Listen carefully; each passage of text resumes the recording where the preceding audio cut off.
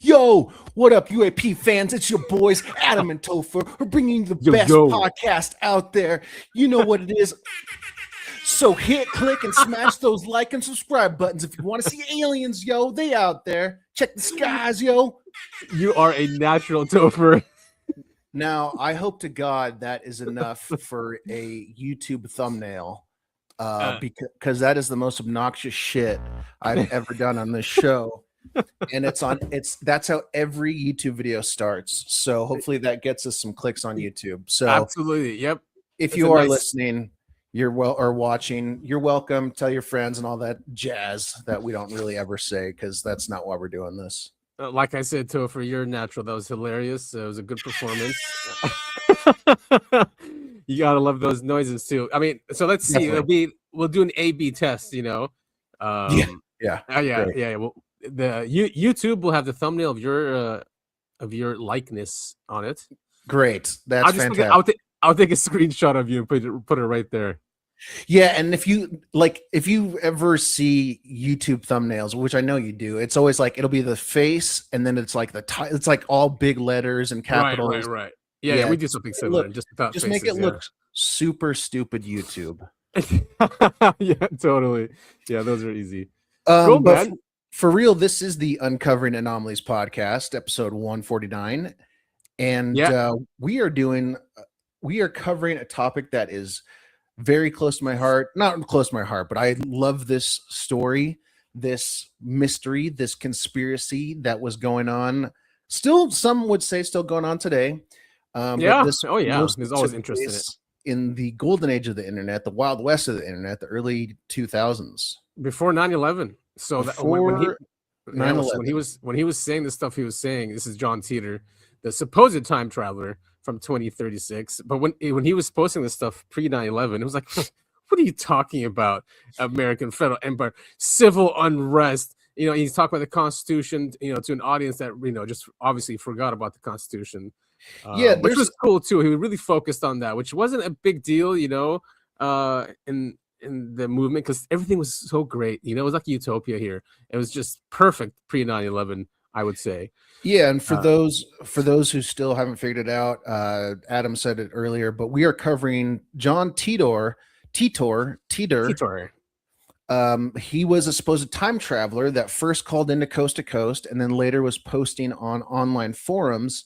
And again, this was pretty early internet for the public, and so there wasn't Facebook or even YouTube and stuff like that. It was message boards. Right, message boards. But this guy, he made a lot of predictions. I think we'll probably get into. He talked about the theory of time travel, which I hope we'll have a chance to sit and theorize about, because time travel it's a whole can of worms that's so hard to cover and talk about seriously, because there's no straightforward theory about time travel. It's all just bizarre, and it's and he was on physics boards. I mean, it wasn't just any messaging board. He was talking to real physicists that were in, and they were talking about time travel. So, it was those types of people that he was arguing with, and his theories made a lot of sense. Talks about the many worlds, parallel universes, that's the only way it works. Basically, I mean, we can get into the details. We'll cover all that. I'm just hoping we can throw some theories about time travel in there. Like, just off the top of my dome, I don't think it will be possible or ever be possible for humans to travel backwards through time. I think that breaks the laws of physics, in my opinion. Of course, there are like I said, that's why the many world theories works, because that's the only way it could do it. That it's similar, not exactly it, and that's how you can get away with it. Apparently, we don't know. We'll go through all of that. That is I have a need to know, Adam. That's right. I am Topher. I don't have a nickname today because you all got that great introduction by me, so you're welcome for that.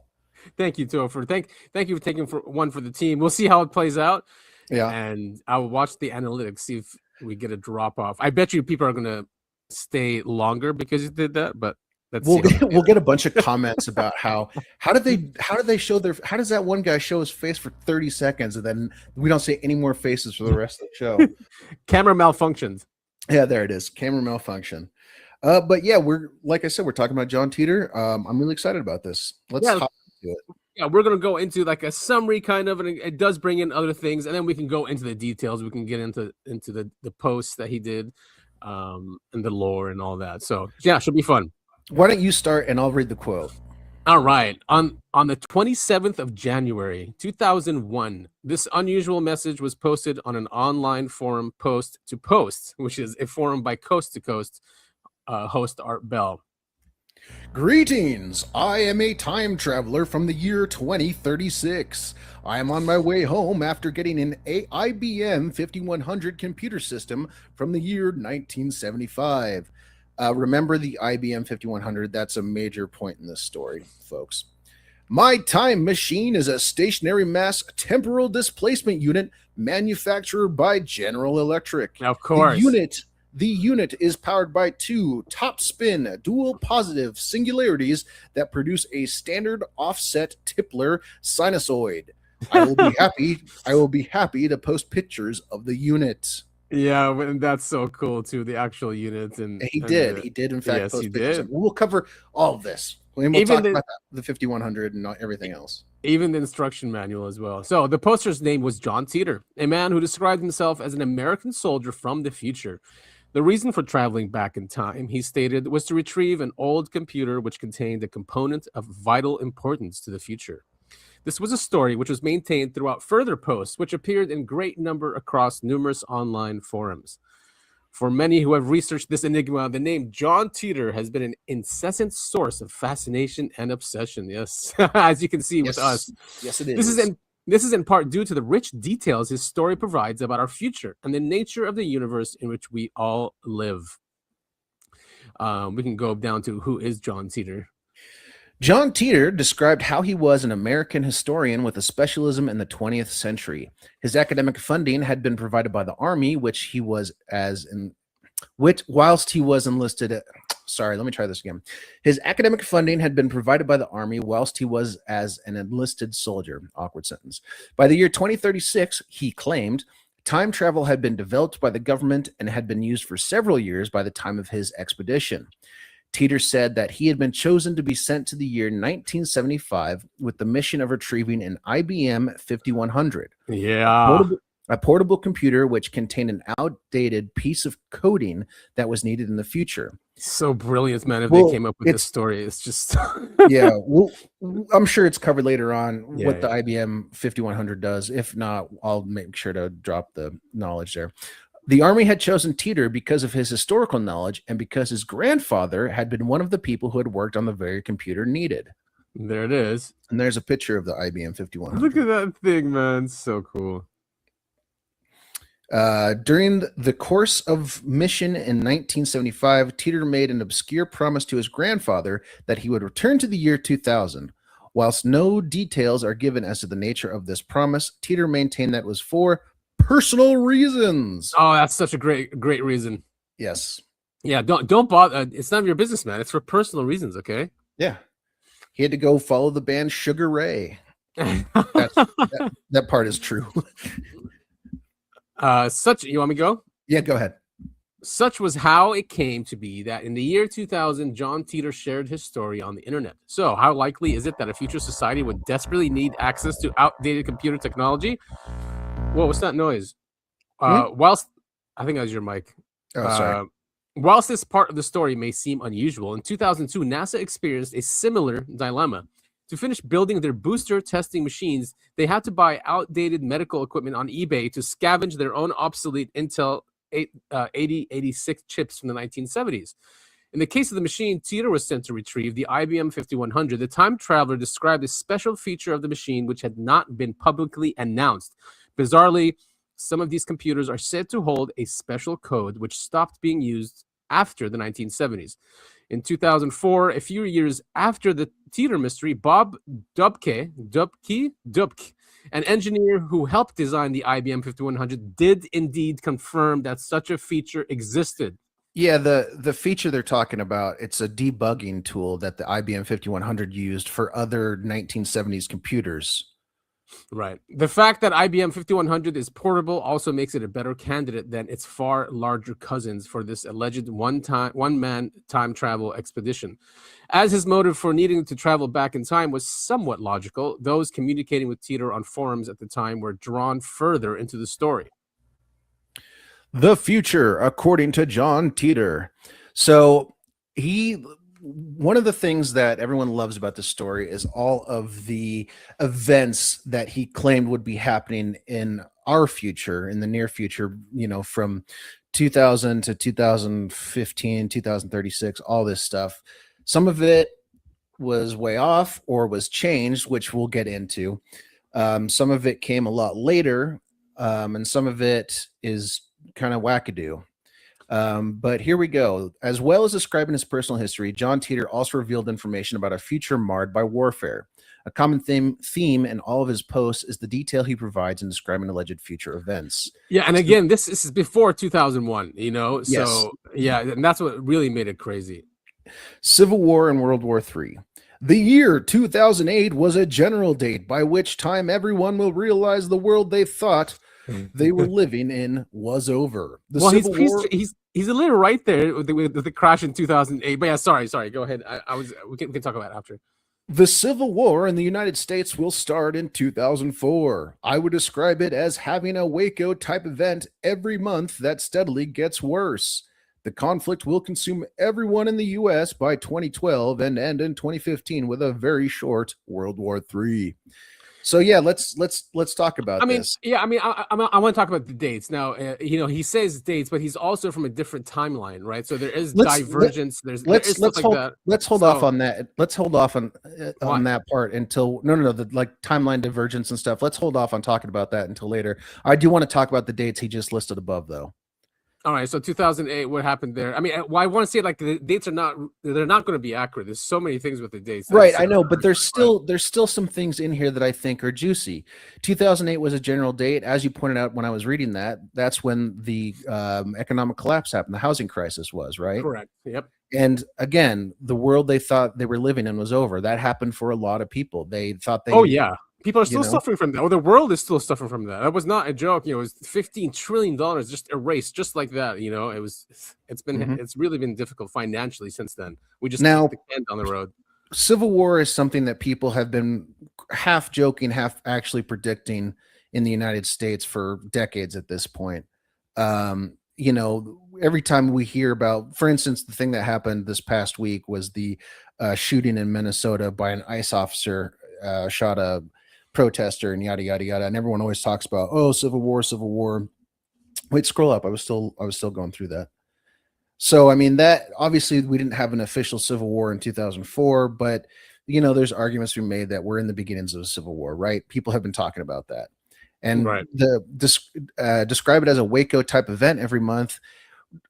I mean, there has been similar things to Waco, not as big and popular as Waco, but I mean, we've got all these horrible events. And there is news, and we'll get to the news, like what's happening now, and link it back, because there is, it's looking way more serious than it ever has before. That's for sure.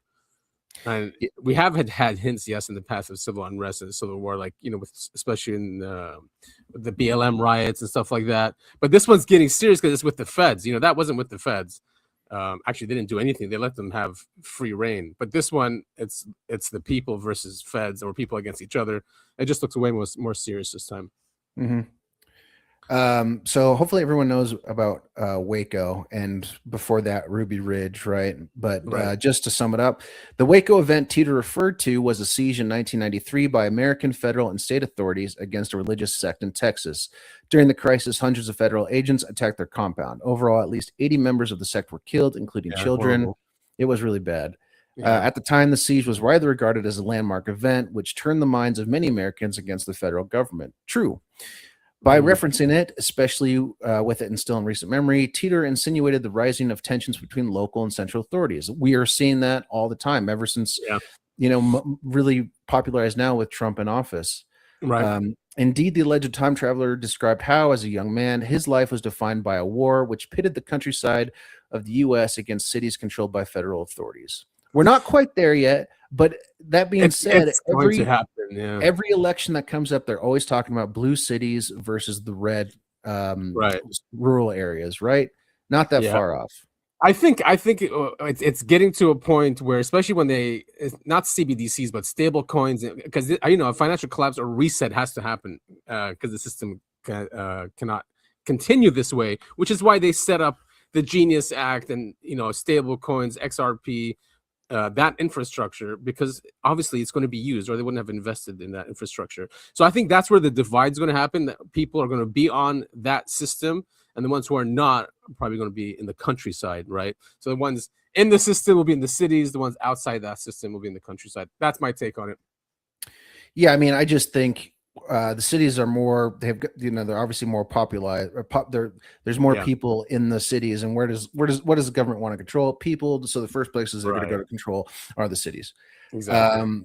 So here is more from John Titor. When the civil conflict started and got worse, many people generally decided to stay either in the cities and lose most of their civil rights under the guise of security, or leave the cities for more isolated and rural areas. Our home was searched once, and the neighbor across the street was arrested for some unknown reason. That convinced my father to leave the city. From the ages of 8 to 12, we lived away from the cities and spent most of our time in a farm community with other families, avoiding conflict with the federal police and National Guard.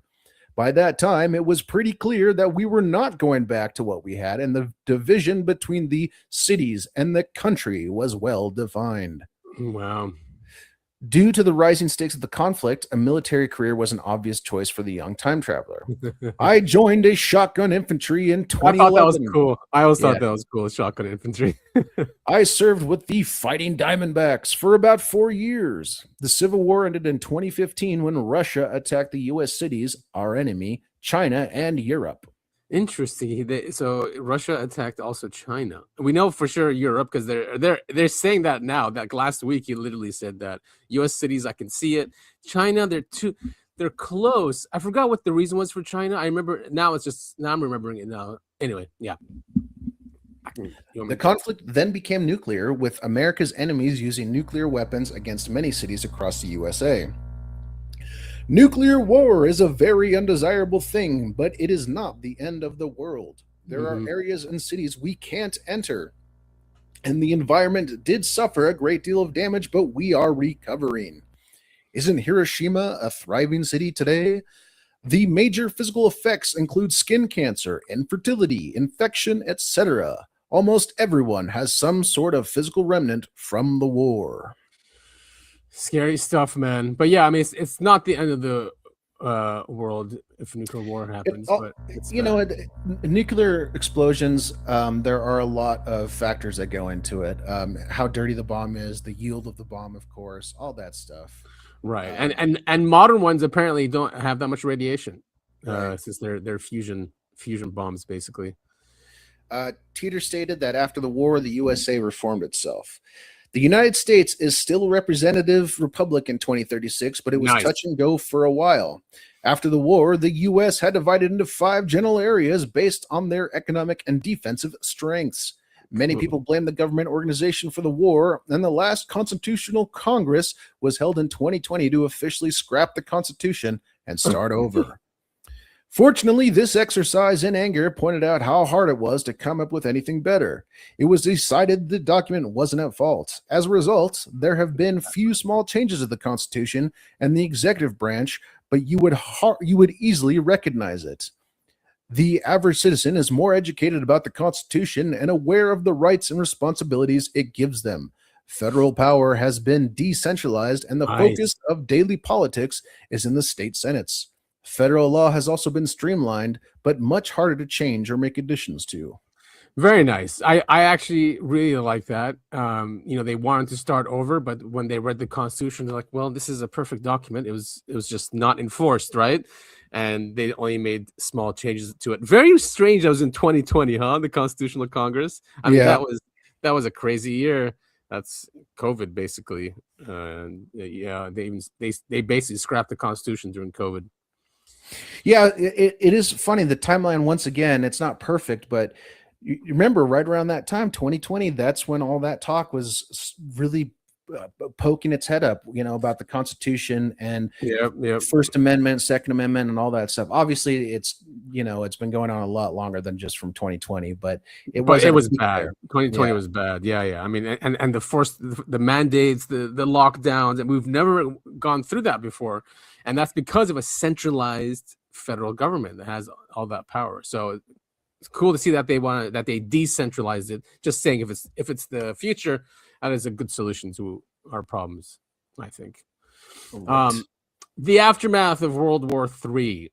In the aftermath of the war, Titor explained how survivors continued to value family and small communities. In 2036, life was described as being very different from what current society may imagine it to be. In 2036, I live in Central Florida with my family, and I am currently stationed at an Army base in Tampa. The people that survived grew closer together. Life is centered on the family and then the community. I cannot imagine living even a few hundred miles away from my parents. Yeah. There is no large industrial complex creating masses of useless food and recreational items. Food and livestock is grown and sold locally. People spend much more time reading and talking together face to face. Religion is taken seriously, and everyone can multiply and divide in their heads. Now, imagine reading this in the early 2000s, right? There's no large industrial complex creating masses of useless food and recreational items. People are only recently have woken up to this fact, which is why we have RFK Jr. and the Maha movement. And that whole thing. It took 25 years. So it's just stuff like that. You're like, how did he, like, even if you're a big picture person and you see patterns, and why was he even thinking about that if it wasn't really an issue back then? Do you know what I mean? What I'm saying? Like, it just seems too early for someone to pick up on that. Well, it isn't. It isn't. When you think about this world he's describing, minus the war and all that other stuff, but being close to your family, community, religion's an important part. There's more focus on local government. This is a libertarian's dream. Food and livestock is grown and sold locally, and you see huge movements with that as well. I mean, this is what libertarians dream of the future being, and myself included. I want less government oversight. I want people in Washington who are worth 9 figures, who have been worth 9 figures for a long time, and they've raped little kids for a long time. Why are they making rules for me? Exactly. And so you are hitting the nail on the head there, because small government and going back to the Constitution, those two things are very prominent in libertarian thinking. So yeah, I mean, this guy could have been a libertarian, which was the internet too. Early internet was all libertarians. Yes, even the people, yeah. So that mindset was there. Correct. The invention of time travel. With peace reinstated, time travel was invented by the year 2034. However, Titor pointed out that in his future, it has not yet been made available for public use. Yeah, they wouldn't in this timeline either, buddy. I mean, so much is in secret. Yeah, I mean, and it's just, I don't know. I'll dive into my theories about time travel, but yeah, it makes sense that it wouldn't just be for public use. Given, exactly. Although it is reserved solely for official purposes, the general public are aware of its existence. In his forum posts, Titor is happy to discuss time travel at length, including its moral implications, which he said are discussed in his own time. Titor claimed that the state, for example, had considered using time travel as a sort of punishment. I remember that. I remember also, like, when they were trying to get because apparently when you start traveling in time, the machine moves in space as well. So they were thinking of using it as something for space travel, that if you can end up being on the moon when you travel through time, something like that. I remember reading that. It would take a lot of math and stuff like that, but motivations. Why did John Titor reveal all that he did? Throughout his forum posts, it is clear that John Titor, whoever he is willing to provide much detail about the alleged future.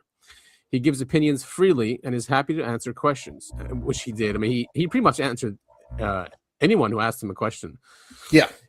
Yet, he had no desire to change the future to come. On the contrary, in his posts, he often stated that he believed the coming conflict would be something which would help America grow in a positive way. Oh, sorry. I think the war would be good for you and your society. I don't want to stop it. Thanks, John. Throughout his correspondence, there's something of a callousness when Titor speaks of the war to come.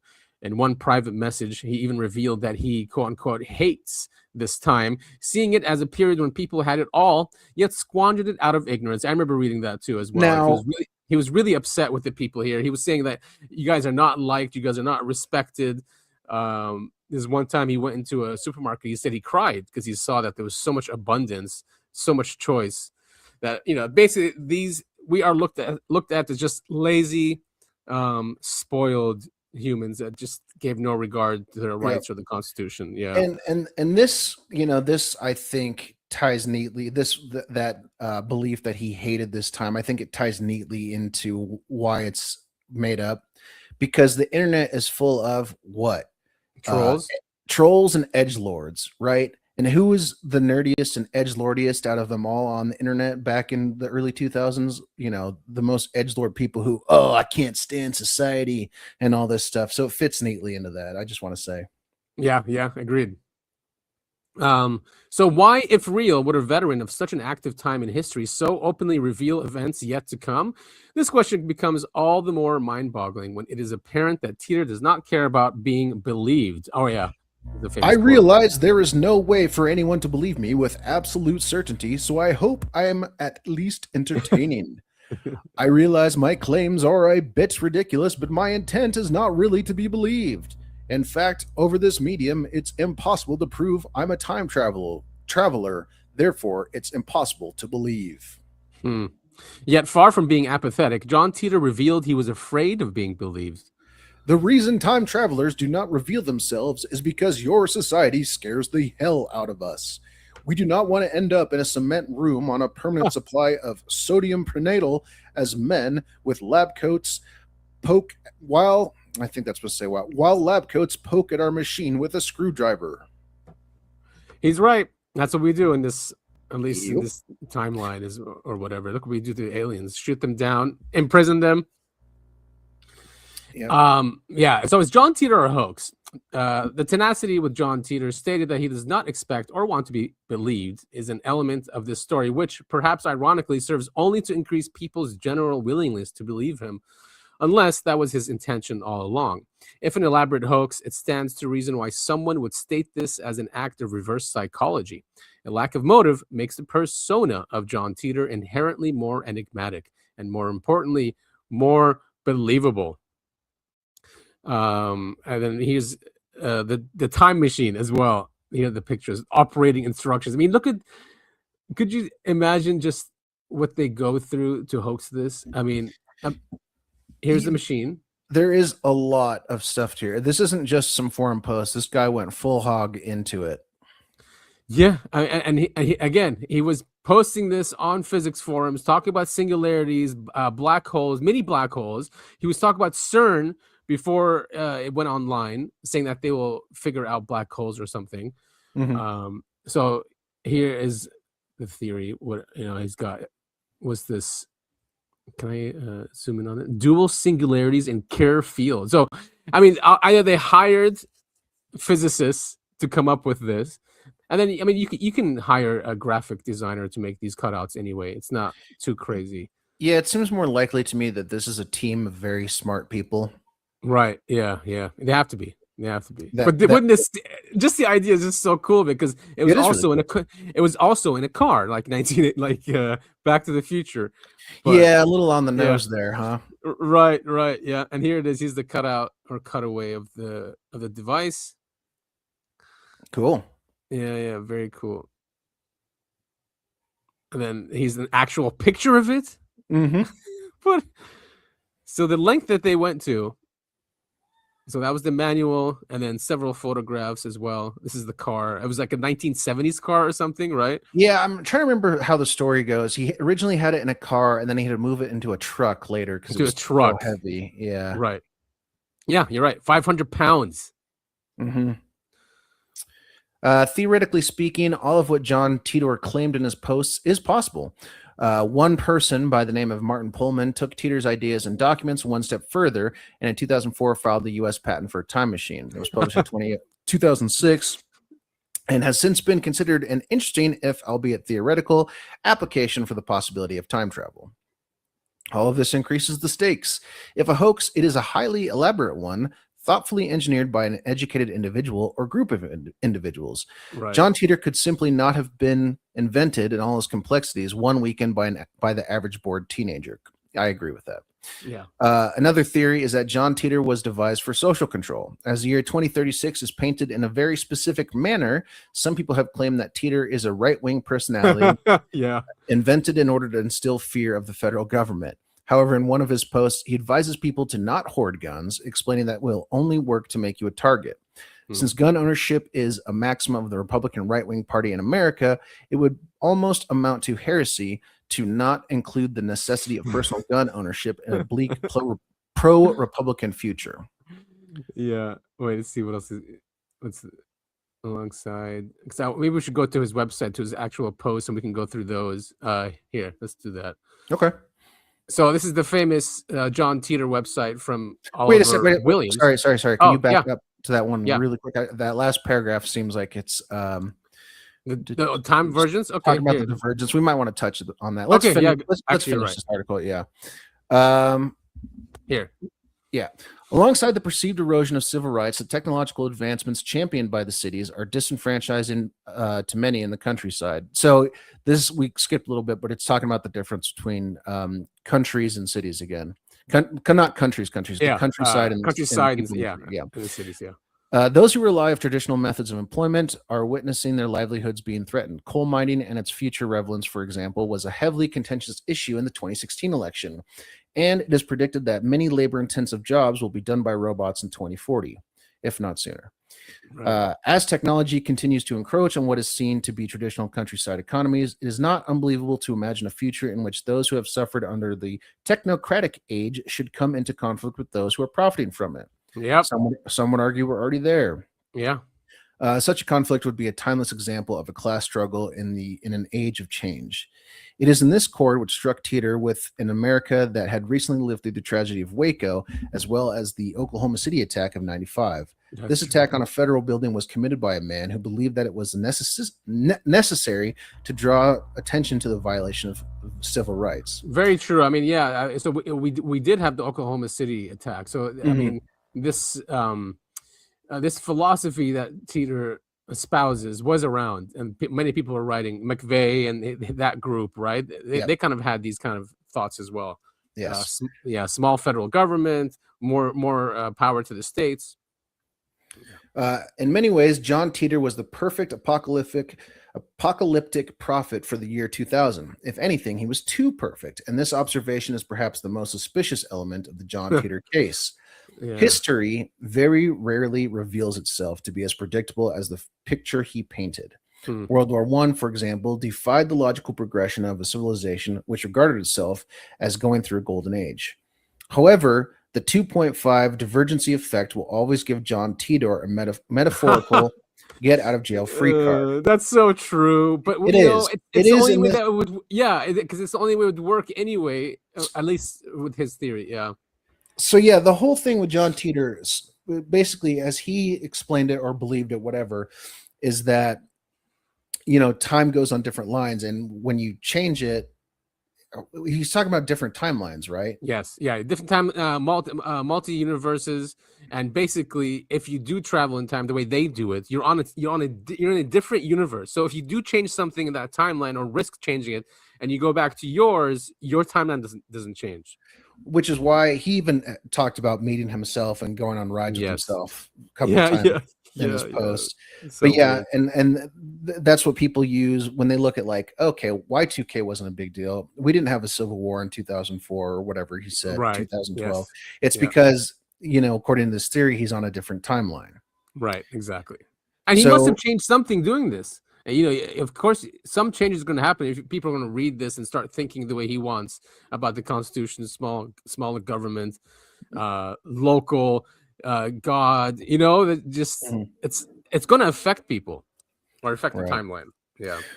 Whilst this may be a fascinating, elaborate hoax, his story cannot be argued against completely. If all possibilities are happening concurrently across an infinite number of parallel universes, who is to say whether or not the future Titor described isn't one of them? Whilst predictable, the elected time traveler does describe underlying problems which has led the United States to war once before. Hmm. But is a 2.5% divergence enough to make our future look very different from the one proposed by the mysterious John Titor? After all, our past is filled with small moments that become history defining. If something had changed in these moments, even ever so slightly, history could have ended up being different. Yeah. In 1914, for example, if Archduke Ferdinand's driver had taken but 2.5 seconds more to think about where he was going, would he have taken that wrong turn which led straight to the front of the cafe where the Archduke's assassin just so happened to be? Yeah. That's really fun. Without that wrong turn, that small moment of chance, would Right. World War One ever had happened? Or would World War One merely have happened at a later date, driven by the same underlying problems but triggered by different circumstances? Thus, just because the future hasn't unraveled precisely as John Titor described it yet, doesn't mean it won't happen at all. And that is the part of the Yeah. reason why the mystery of John Titor will forever more Exactly. remain that a He mystery. nailed it. He nailed it. Yeah, that's exactly. Yeah, that's exactly what it is. he put everything in place. He left breadcrumbs, so people can go like, man, this is so true, or this is really happening. And he left enough doubt in there where it's like, well, if it didn't happen, it just means it's not a different timeline. And he set it up really well. He did. He really did. This is the time traveling post that he did. So this is the site from 2003 by Oliver Williams. So that's why it's really shitty Mhm. and really Makes hard sense. to navigate. But it's good. He's still paying for it. It's still up. I mean, we can't really complain, can we? What's this? News about time travel on this. Oh no. So what does it say? Under construction. Wait. All right. So it's not. Let's go to Worldline 2036. Oh yeah, these are always good too. What are your memories of 2036? So yeah, let me know what you want to cover. If you want to do 2036, is Mad Cow, there's U.S. government, civil rights, the 5100 computer. The time travel. I'll leave it to you. We summed up most of it, but there's a bunch of stuff that article did not cover, including the breakout of mad cow disease, which did happen. A big thing of his is he talks about how Y2K was really difficult in his timeline, and ours nothing really happened. But I just kind of learned recently, or I learned somewhat recently, that the reason Y2K didn't happen is because governments around the world spent like trillions of dollars. Oh yeah, I was part of that actually. I was. I mean, yeah.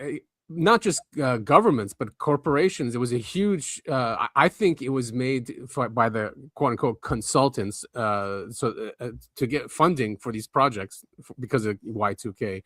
But yeah, there was a huge amount of money and effort put into changing all these systems. Yes, to make sure that nothing truly did bad happen.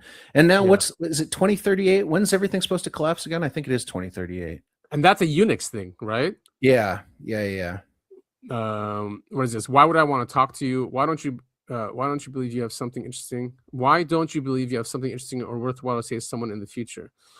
Let's talk about ice caps. No, the ice caps are not melting any faster than they are now. There's also far less smog and industrial waste in 2036. You asked about the North Polar ice pack. I never said the environment wasn't a problem. Doesn't water expand when it freezes? If the polar ice cap melted, wouldn't sea level go down? I don't know if there's enough ice for this to make a difference, and I'm not an expert on global warming.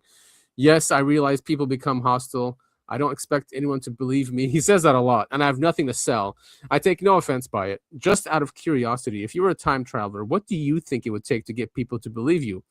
I suppose we could agree that no particular era in history is famous for its development of humanity, but just once, I would like to hear questions like, what is family life like in the future? How does society deal with poverty? Is AIDS, abortion, and drug use still a problem? So here you can tell he's annoyed by the people asking him questions, because I think a lot of them are saying, who's going to win the World Series, because they want to bet, right, and make money. Yeah. Well, so another thing that I think is interesting, like bringing up AIDS. I'm sure you remember, but everyone was terrified of AIDS back in this time. Now, AIDS, obviously a horrible disease, but it's more or less managed with, medications and treatment and stuff. And so it's not as big as a deal as it used to be. But one thing he does bring up, and everyone goes, well, if he was really a time traveler, why didn't he come back with Super Bowl scores and winning lottery numbers? And I ask you, the listener, who won the Super Bowl 3 years ago? Really quick, off the top of your head, without doing any research. Exactly. What are the winning lottery numbers from last week? Do you know off the top of your head? No, of course you don't. That'd be ridiculous. Now try and remember something that happened 20 years ago. Yeah. I know the Broncos. I know the Denver Broncos win Super Bowl 50, but that's because they're my favorite team. Yeah. So he says it here. Why don't I give you a stock tip? The money you make would dilute the intelligence and forethought that a smart person had in picking the stock all by themselves. If I told you how to get rich, I would be taking money from them and giving it to you. Total libertarian. I am not aware of any physical change to my DNA or aura. I do, however, seem to be more susceptible to colds. Oh, that's interesting. Yes, you will remember me if you want to. Word lines do not change that way, and I will only become an insignificant part of your history. No, he's definitely not insignificant. Right. Yes, I believe in Jesus Christ, and we pray to God in churches. There are some differences you may be interested in. Religion is a major part of people's life in 2036. Pain and change tend to bring people together and closer to God. However, religion is far more personal than it is now. There are no huge centralized religions, and people talk openly about their beliefs. It might also interest you to know that the day of worship is Saturday. What? Shabbat? The day God meant to be the Sabbath, and the 10 commandments have been restored to the 10 that God gave us. Oh, God. Life is much more rural in the future, but high technology is used to communicate and travel. People raise a great deal of their own food and do more farm work. Yes, compared to now, we do work long hours. After the war, my father made a living selling oranges up and down the west coast of Florida. My closest friend raises horses, and another works for a company that maintains wireless internet nodes. So I gotta stop here for a second. Okay. So this whole thing about wireless internet nodes, this especially back then, okay, the iPhone only came out in 2008, and it still only pushed the mobile internet by just a little bit. It wasn't going really anywhere, but 3G technology was there. It wasn't that fast. It was basically like dial-up on the phone, right? It was really slow, but it still wasn't bad. But we didn't get to 4G. We didn't get to 5G. So around this time is when I started. I started company. I don't want to like dox myself, but I started company really close around this time because of that sentence right there. And I went out seeking companies and infrastructure, and I swear because of this is why I created what I did back then. Very cool. Yes, and it wasn't a big deal. It was very hard to go out and find. And when you told investors about the mobile internet, they're like, "What? The internet on our phone?" Like that was the conversations I was having. I'm like, yes, it will be on your phone. And I would just like to say that this is what inspired me to say, like, well, it's the future, so why not just get into it? Very cool. Did you happen to watch the BlackBerry movie that came out a couple of years ago? No, I did not. Very good, but they kind of touch on this. Not John Titor, but internet on your phone. BlackBerry, it's a great. If you remember, BlackBerry was a few years after this. I think it was like mid to late 2000s. I want to say, where BlackBerries were like, if you're a business person, you need a BlackBerry because you have your whole office in your hand. Yeah, and it's secure. No one can, and that's why governments didn't like BlackBerries, because they couldn't spy on people, and some countries actually blocked BlackBerry phones. Yeah, man, you really should watch the movie. Cool. I think you get a kick out of it. Oh, cool. There's a lot of good technology, mobile technology talk from back then. Cool, man. Yeah, I'll give it a check. I'll check it out. So he goes on, life has changed so much over my lifetime that it's hard to pin down a normal day. When I was 13, I was a soldier. As a teenager, I helped my dad haul cargo. I went to college when I was 31, and I was recruited to time travel shortly after that. Again, I suppose an average day in 2036 is like an average day on the farm. Yes, there's a post office. The internet is still alive and well in the future. People spend more time talking because life is more centered on the community. I've noticed the same type of effect here when the power goes off. People tend to come out of their homes and actually spend time with their neighbors. There's a lot more personal trust and less paranoia. When I'm with my parents, I live in a community made up of tree houses on a large river in Florida. The river Yeah, I mean, floods. they're talking about war and all this other stuff. I mean, flooding is one of the things that comes along, especially if you live in Florida, right? So you want your Yeah. houses to be up in the air. I mean, that kind of makes sense to me. Yeah, you're right. Here goes. The river floods sometimes, and we have access to the Gulf. Most of our neighbors make a living off the sea or in moving cargo by boat. No new information there on UFOs and aliens. I find that an interesting subject. Myself. Personally, I think UFOs might be time travelers with very sophisticated distortion units, but that might be a bit wacky. Yeah, because what you're saying is not wacky. But I mean, once again, here we go. He's talking about a belief in UFOs that they're future time travelers. That's a very common belief nowadays. A lot of people, even the big names at the top of the UFO researcher chain, seem to believe that kind of stuff. So it's cool that he's bringing this stuff up 25 years before anyone else was talking about it. Yeah, and when he first started posting, it's because he had interest in UFOs and he was listening to Coast AM, and that's when he started posting on. He sent him a fax. Actually, we have that fax that we can read. He sent Art Bell two faxes actually. Yes, that are still, but it's because his interest in UFOs, and of course, Art Bell held time traveling shows. If I remember correctly, that was John Titor's first appearance in our reality. Was the faxes he sent into Art Bell. Yeah, so cool, huh? Of course, they're faxes. Yeah, the early 2000s, baby, late 90s, early 2000s, the fax machine. Such a stupid piece of equipment that we still are forced to use every once in a while. Yeah, some government. Yeah, I think the IRS still enforces it.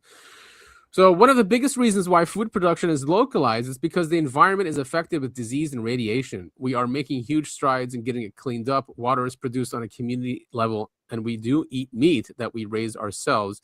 Yes, genetic engineering is used but it's like any other technology. It can be good and bad. One thing we did not do was create more hybrid seeds. What are people thinking? I'm a Christian agnostic. Did John mean Gnostic? I did not believe faith alone is enough to get us back to God. I'm not sure what happens when we die, but I'm pretty sure it's not a walk in the park. Oh, yeah, here's a space travel thing. Cool. My greatest joy is sailing. We are working on it. Space travel for fun. I enjoy swimming. No, it's not it. Well, he went in so much detail. It's just, look at this. The elderly are highly revered and looked after on a community level, which they should be, but we're far away from that, right? Well, I'd love to know what I mean. Our elders now, they get benefits, right? They do, but they're a little ostracized from community, I guess. They're not. Yeah. Right. But that's only in American culture. Worldwide culture. There's a lot of different cultures around the world that were right. Yeah. We are talking about American culture. So so that that the community is taking after them instead of just putting them in a home.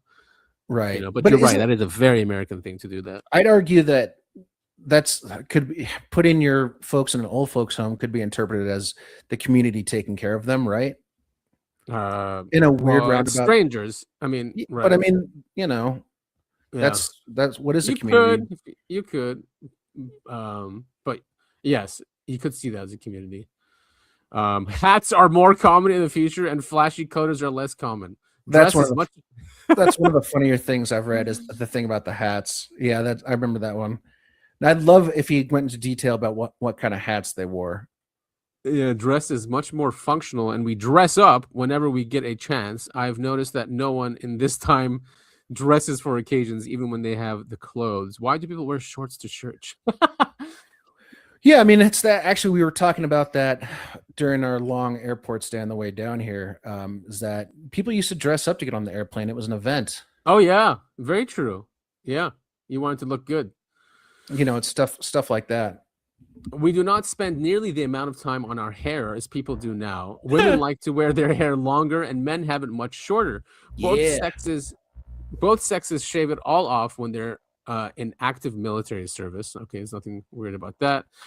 Far less medical treatment in the future, even though it's more advanced. People die when they know it's time to die. No lasers, genetic medicine, and cloning organs are the obvious new techs in the future.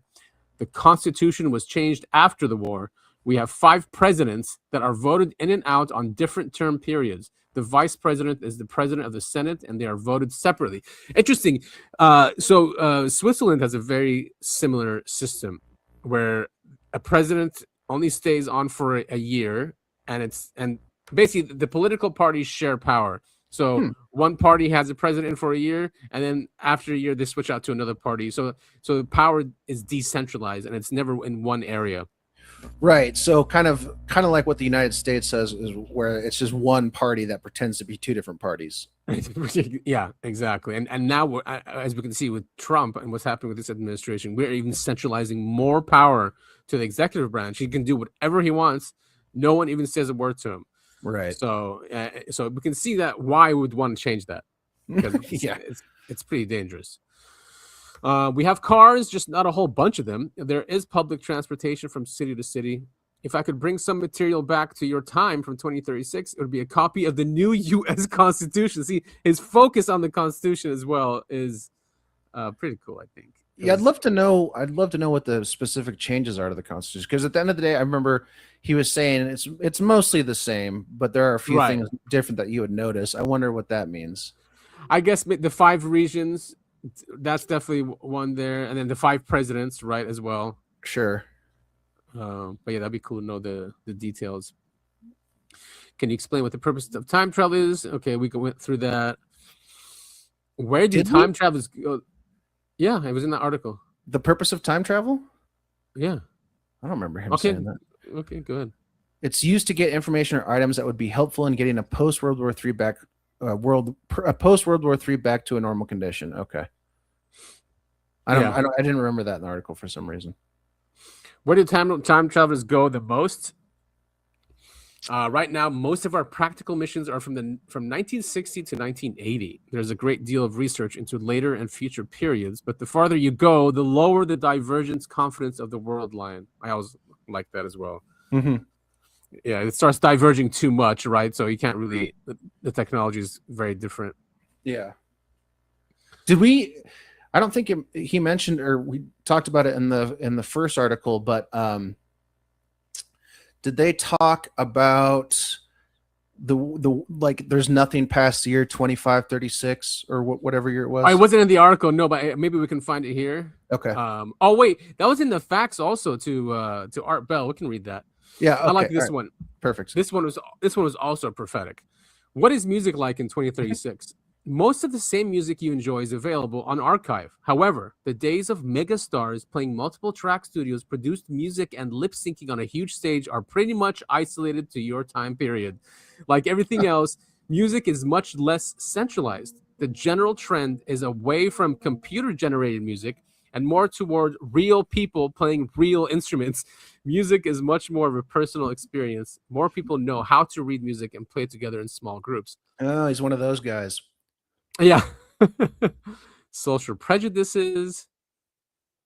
As odd as it may sound, it serves a useful purpose in my time. Social prejudices is what he's talking about. First, you must realize that your experiences with prejudice and mine are different. I would characterize the intolerance you have here as a result of ignorance as fear. I have observed that people with unfounded and irrational fears about their fellow man in this time had the luxury of not having their beliefs tested. After the war, much of the prejudice you have now was swept away by simple necessity. People had to work and fight together just to survive. Yep. This is a way of opening a person's eyes as to the value of fellow human beings. Well, he doesn't explain what his prejudices are. No, he doesn't. He just talks about our prejudices and how we're dumb for believing them, essentially. Yeah. On my world line, if a man doesn't pull his weight in the community, then we feel prejudice towards him as a burden to us. This feeling of shame he experiences then makes him realize his responsibilities. Yeah, I remember. Yeah. Well, I was going to say, I remember when someone was asking about alcohol or drug use, something like that, and he's like, "Well, if someone doesn't pull their weight, he gets kicked out of the community, and that's what keeps people away from just abusing drugs and alcohol." What is healthcare like in 2036? You probably would not like it at all. I would compare it to what you see in Western movies. We do have hospitals, but there are more family doctors and house calls as compared to what you are used to. There's no real organized healthcare. If you ever get a serious disease, you die. This, however, has had a tendency to strengthen the general genetic pool. Doctors are more concerned about things like broken legs, snake bites, and delivering healthy babies. Okay. What is the entertainment industry like? Less centralized. There are movies and again, TV, crazy. but everything is distributed over the net. Over the net. Produce their own shows. That is prophetic as well. Mm-hmm. Because that's what we're seeing, and people are just we can see it with what we're doing. Other things on YouTube is very decentralized. With AI now, I mean, people are basically making short films, and they'll probably make feature films. I would say by next year, easily. Yeah. So yeah, big Hollywood. I've already been sending you great music videos that I find that are all in AI. I know. Yeah, those guys. I wonder how much time it takes to make a 5-10 minute video. It's got to take a while. It's something I'm kind of working on. I met a guy here, nice. And he's really into AI, and so we're going to start goofing around with the AI stuff together. Very cool. Nice. Yeah. Looking forward to that stuff. Could you travel in time to escape your original world line? Would you be looked down on for that?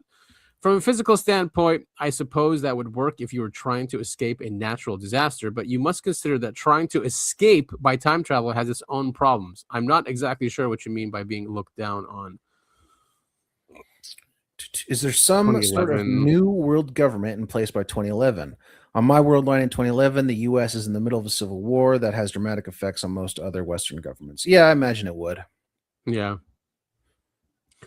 That's not that. How far have computers and software progressed in 2036? Oh, let's see what he says here. He says, good question. I would say the biggest difference is in the reliability of the hardware and software. It absolutely amazes me how willing people are here, he's talking about our timeline, to accept computer and software failures on such a regular basis. I was very surprised to see how prolific it is. You can look forward to very stringent manufacturing parameters and programming discipline. He's not talking about AI, though. How interesting. Think back to the early days of the computer and how much work and cleverness it took to fit those programs into such small areas of memory. Has more and cheaper memory brought better programs or just more programs? As far as technical specifics, I'm afraid I cannot go into too much detail. However, I will tell you that processor speed and memory size take dramatic leaps forward. Super Bowl. Oh, money. What does he say about money? It's not very different than it is now. Yes, we have money and credit cards. However, like everything else, the monetary system is decentralized. Banking is based mostly around the community structure. There are no multinational banking or computerized economic systems. There are also no income taxes. Let's go. And, you know, this would make sense because if we're heading into this totalitarian police state, AI surveillance with stable coins and social credit score, the only way to end that is a nuclear war, you know, because the future we're headed is more centralization, more control, and they are very powerful. So this makes sense. If a post system after that would have to be decentralized, right? Yeah. If we don't want to have the same problems all over again. Are radio location systems still used on livestock? That's okay. And some of the larger farm communities use electronic markers and fences. I'm not a farmer, so I don't have very many details about that. GPS in 2036. He is excited. He goes, oh, yes. In fact, the unit I have with me works here. I'm not sure why that surprises me. There are also a great many communications and internet satellite systems. So the GPS on his device from a different timeline works in this timeline. Interesting. What did we even have Yeah, we must have had GPS then. Whoops. We had GPS then, right? Probably wasn't great at the time. Right, because software got better and hardware got better. And we didn't have like you couldn't open up your flip phone or maybe you could. Maybe later on, but we didn't have devices. In 2000, hardly. The iPhone came out in 2008. And yeah. So again, it's just cool stuff when he talks about communication systems and how important wireless is, how important the internet is. People weren't thinking that way back then. Do you still have an American flag? Yes, we have the flag. There's a debate about changing it from 50 stars to 5 because of the 5. What do they call it? Is it states? Regions. 5 regions. Yeah. Yeah. No new state names. No new major cities names. Still safe to fish? Yes, they can fish. Is there public transportation? You answered that earlier. Yes. Music and books. Do you enjoy? He likes piano classics and some older rock and roll.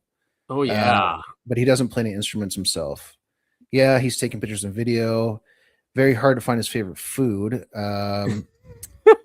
Yeah. It all scares the hell out of me. I found a couple of local farms where I'm reasonably sure the raw food is safe. My mother started a garden for me. Yeah, I don't know. Did we talk about that? Like he's been living with his mother in our timeline. Right. Yeah, no, we didn't get into that. It wasn't in the article. But yeah, he was living and himself as a young kid, right? Was in the house. I think so, yeah. Yeah. Medical advances, natural disasters. Hold on. Can you scroll up just a tiny bit? There you go. Is time travel discussed on in the web in 2036? Do you recognize any websites now? The time travel is a major point of social discussion. I'll have to check when I get back. Most of the larger servers that were in the major cities were lost or destroyed. I'll try to bring a copy back with me. Perhaps you can check that in your 2036. Ooh. Oh, 2012, of course, because everyone was talking about the end of our time because of the Mayan calendar. Yeah. In my 2012, I was 14 years old, spending most of my time living, running, and hiding in the woods and rivers of Central Florida. The Civil War was in its 7th year, and the World War was 3 years away. Yes, there were unusual events in 2012, but they do not cause the world to end. Unfortunately, I've decided not to discuss events that you or I can do anything about. It is important that they be a surprise. Perhaps you are familiar with the story of the Red Sea and the Egyptians. I mean, he lays out a future though that's not going to be a surprise to us, which is strange. Mm-hmm. Yeah, it almost seems like there's multiple people pretending to be John Titor, and they're not cross-checking with each other about what they type out. Yeah. Who's that one guy? He said he thinks it was a group of people who are John Titor. There's a lot. I don't know if we'll get into it, but there's a lot of names that have come forward. There's a trio of 3 guys. Is it Bernard? Something Bernard. Yeah. Where they think, I can't remember if they claimed to be him or everyone thinks it's them because they're kind of bad about keeping secrets. They're listeners at home. We've touched the tip of the iceberg. There's a lot of stuff. Oh, it's hundreds of pages of posts. Yeah. And it continues into modern day to talk about Trump and stuff. There's a lot. If I think any of this is true, I believe the very first portion of it, the stuff that happened on Coast to Coast and Post to Post, I think would be the most true. I think the rest of it was added on by other groups of people, in my opinion. Civil War. Oh yeah, this is good too. He talks about what he remembers about 2036. But again, it's stuff we've talked about, right? No industrial complex. Yeah. So 2005. Time travel. Oh, were we just here? 5100 computer, and this is what really got people interested, right? It was a 5100 computer because only a few people knew that it had this code. Yeah, it was very weird. This is whoever wrote this is if it is completely fabricated. The people who wrote this are very well educated and they know their stuff. Yeah, and it's crazy because the nuclear war, destroyed a lot of the infrastructure, right? And to bring back the systems back online, they needed this 5100 computer to bring them back online quicker. So, yep. Yeah. And he was related, and he said his grandfather was one of the engineers. Yes. Oh, are these the exact same ones? These websites are so bad, man. Well, they were written 20 years ago or created 20 years ago, so. Right, we can. Okay, so now, and then here's the book. If you want to get it, A Time Traveler's Tale, it's $250. Yes, I watched YouTube about this earlier. It wasn't John Titor that published this; it was another guy. Yeah, and his lawyer. And the Bernards or whatever, they got sued, or they sued the guy who published this, and so they had to stop printing it, and that's why it's so hard to get your hands on it now. Right, it's out of print. Is it Alex Haber or whoever? Oh, whoa, Oh yeah, Haber. That was the name. Haber. Yeah, yeah, okay, yeah. He's the entertainment lawyer. Mm-hmm. So Yeah, this not Bernard. Haber was the one I was thinking of. Haber. Okay. This is that fax that went to Art Bell, July 29, 1998. Oh, I wish you had a clip of Art reading it because he's got such a voice. Yeah, I tried to find it. I guess it was off YouTube or something. I bet. Yeah. Dear Art, I had to fax when I heard other time travels calling in from any time past the year 2500 AD. Please let me explain. Time travel was invented in 2034. Offshoots of a certain successful fusion reactor research allowed scientists at CERN to produce the world's first contained singularity engine. The basic design involves rotating singularities inside a magnetic field. By altering the speed and direction of rotation, you can travel both forward and backward in time. Time itself can be understood in terms of connected lines. When you go back in time, you travel on your original timeline. When you turn your singularity engine off, a new timeline is created due to the fact that you and your time machine are now there. In other words, a new universe is created.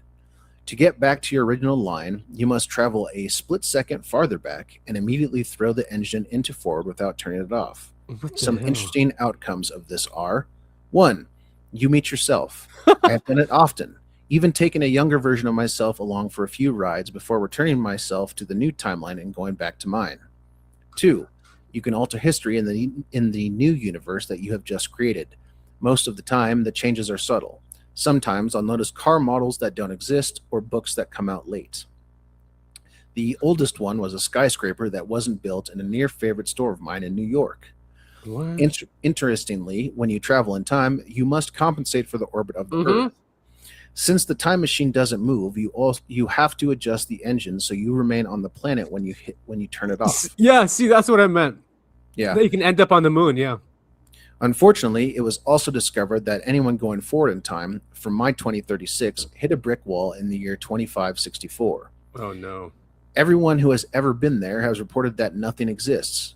When the machine is turned off, you find yourself surrounded by blackness and silence. Damn. Now, most time travelers are trying to find out where the line went bad by going into the past, creating a new universe, and proceeding forward to see if the same thing results in 2564. It appears the line went bad around the year 2000. I'm here now, in this time, to test a few theories of mine before going forward. Now, for the future you might want to know about. 1. Y2K is a disaster. Many people die on the highways when they freeze to death trying to get to warmer weather. 2. The government tries to keep power by instituting martial law, but all of it collapses when their efforts to bring the power back up fail. 3.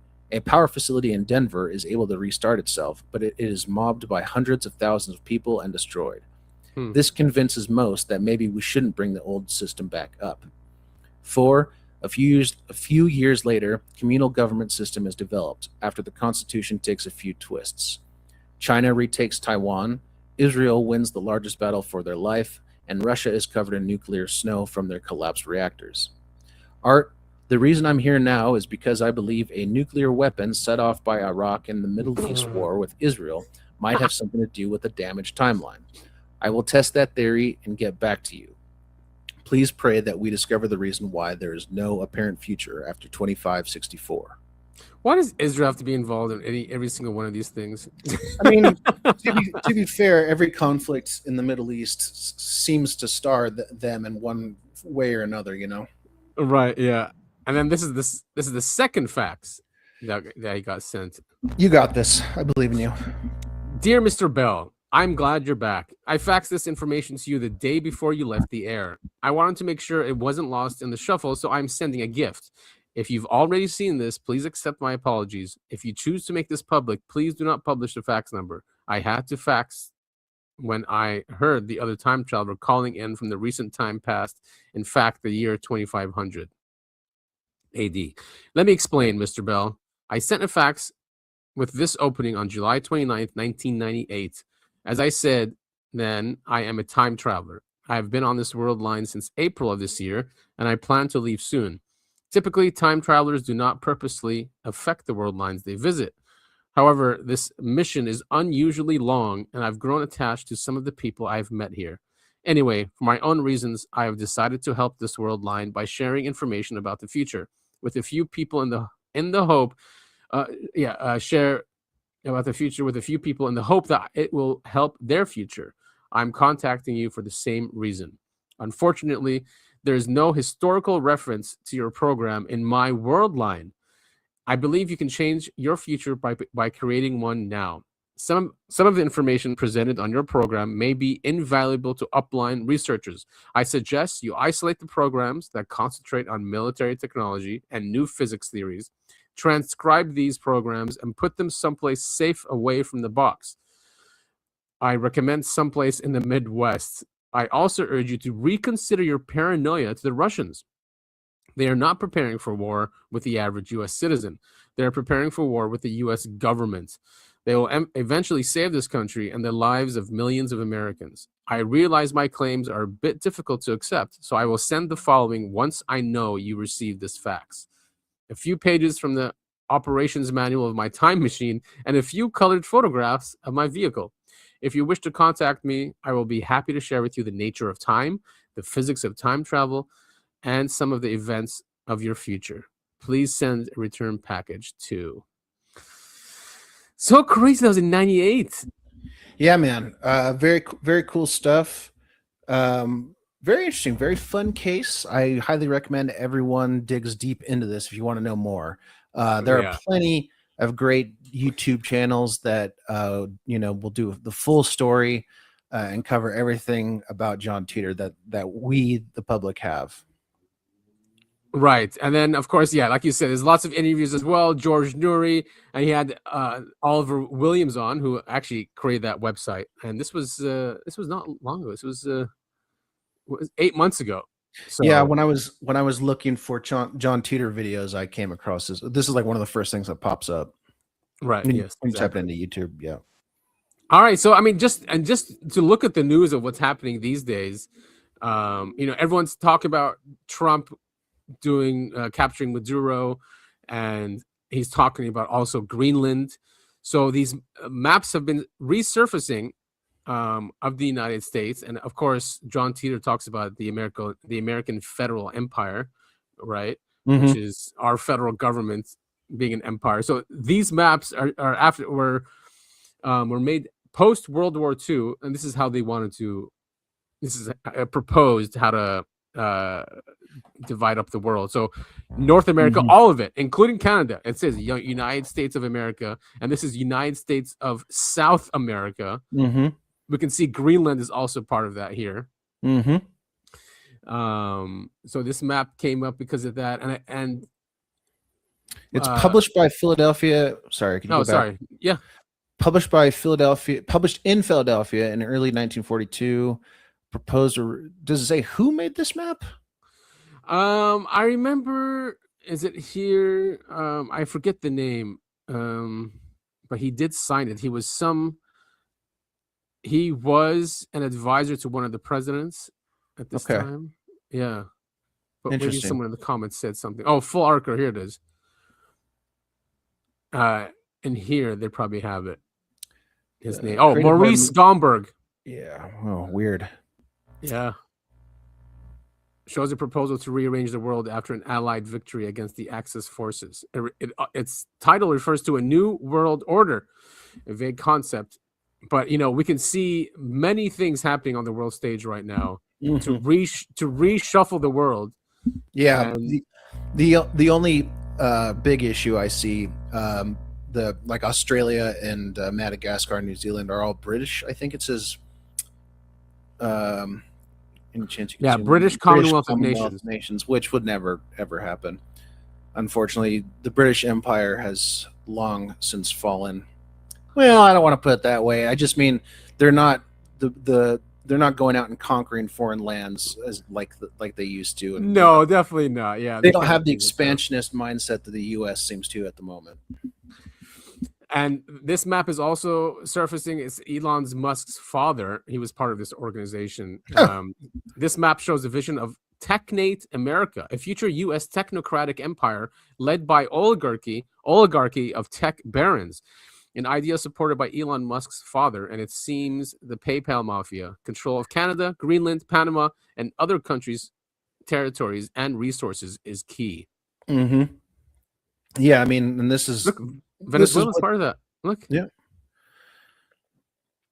And of course, you think Musk is like influencing this in a way? This is what we're talking about. Peter Thiel and all these guys, all these rich tech bros that seem to want to dominate the world. This is what they want, and they're and if they're in control of the media, if they're in control of technology, they're in control of medicine and all this stuff, then yes, they do. They are the ones in control. They are an oligarchy.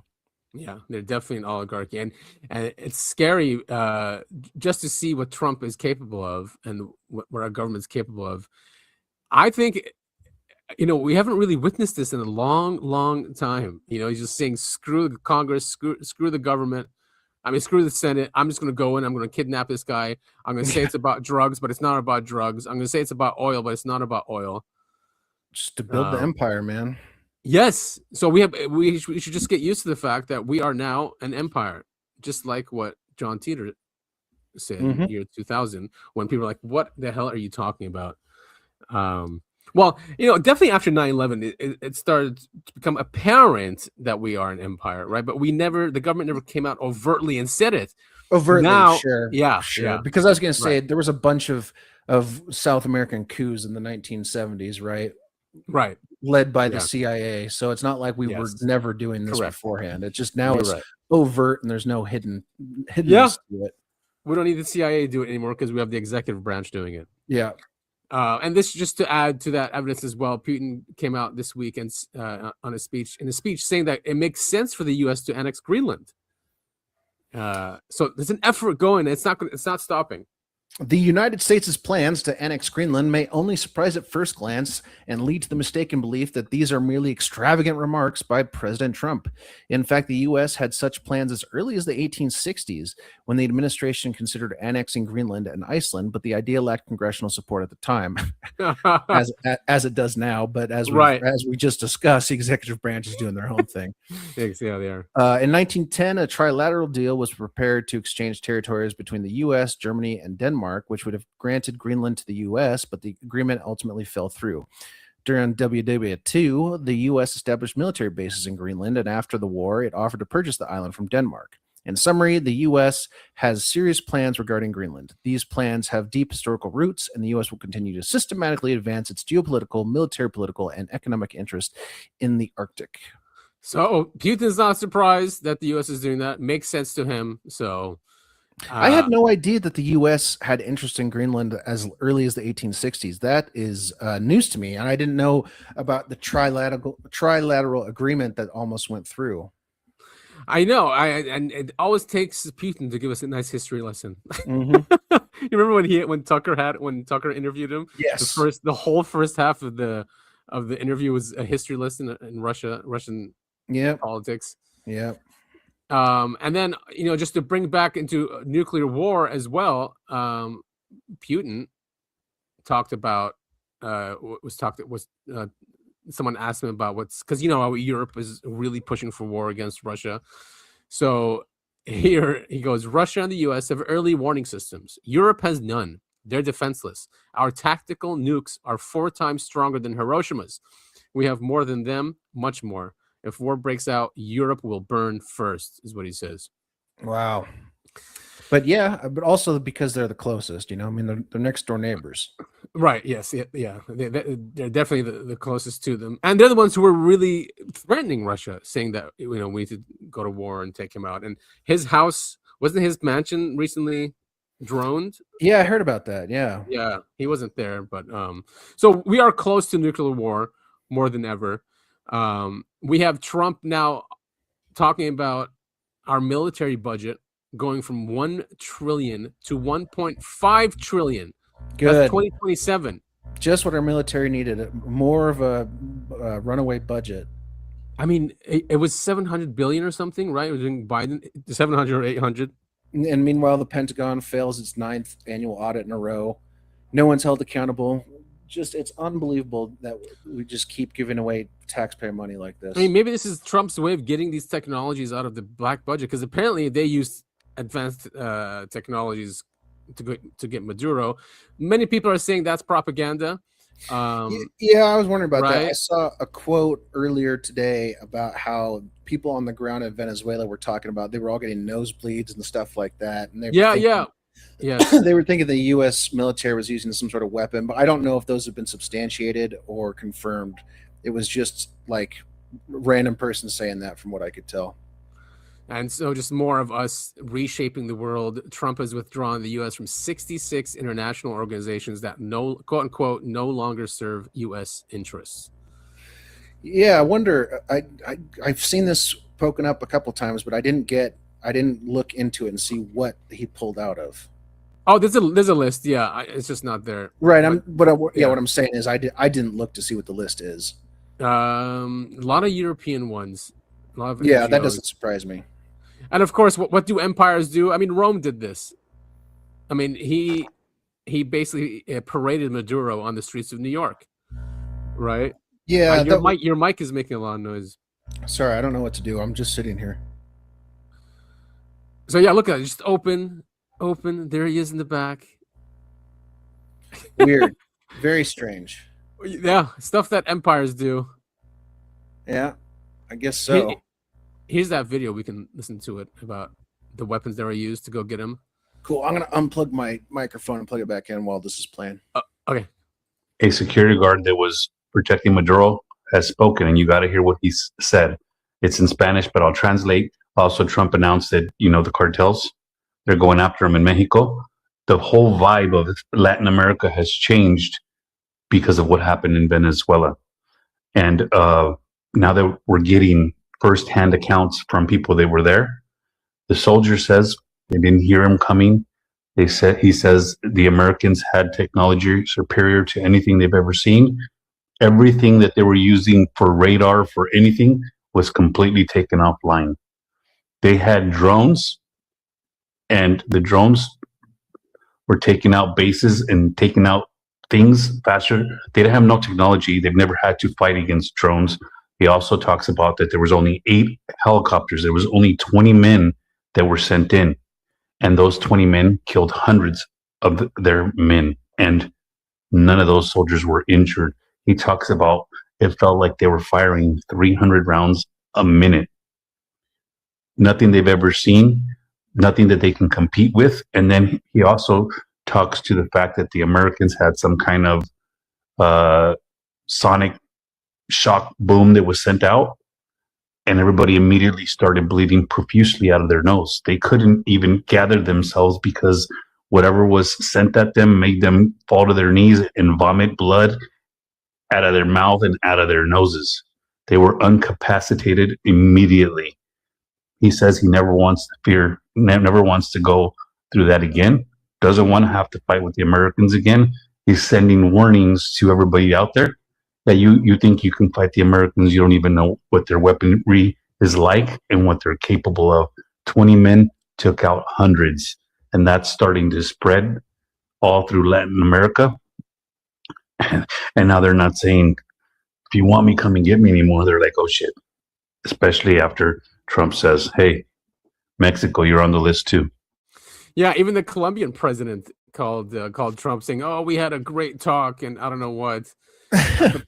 But this is a clear case of like the breakaway civilization breaking back in, bringing that technology back into, and for the purpose of creating a new empire, to save this old one. It seems like, I mean, if you're Trump and you're in the know and you know what's happening with the financial our financial situation and the debt, you have no choice. Either you allow it to collapse, right, or you go and grab more land and resources and try to not kick the can down the road, but just reshape it where you don't collapse. And I think that's what Trump is doing, and people around him.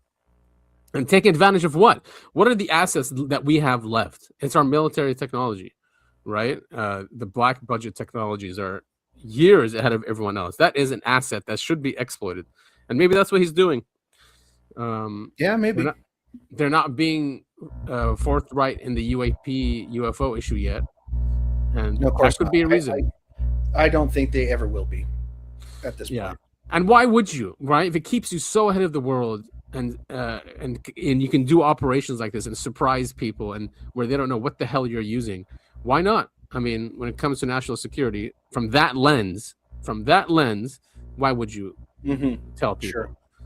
But if your goal is to free humanity and have abundance for everyone, which is not the lens that they look through our government, Exactly. then we're not. Yeah, but if they do look through it that way, there would be transparency.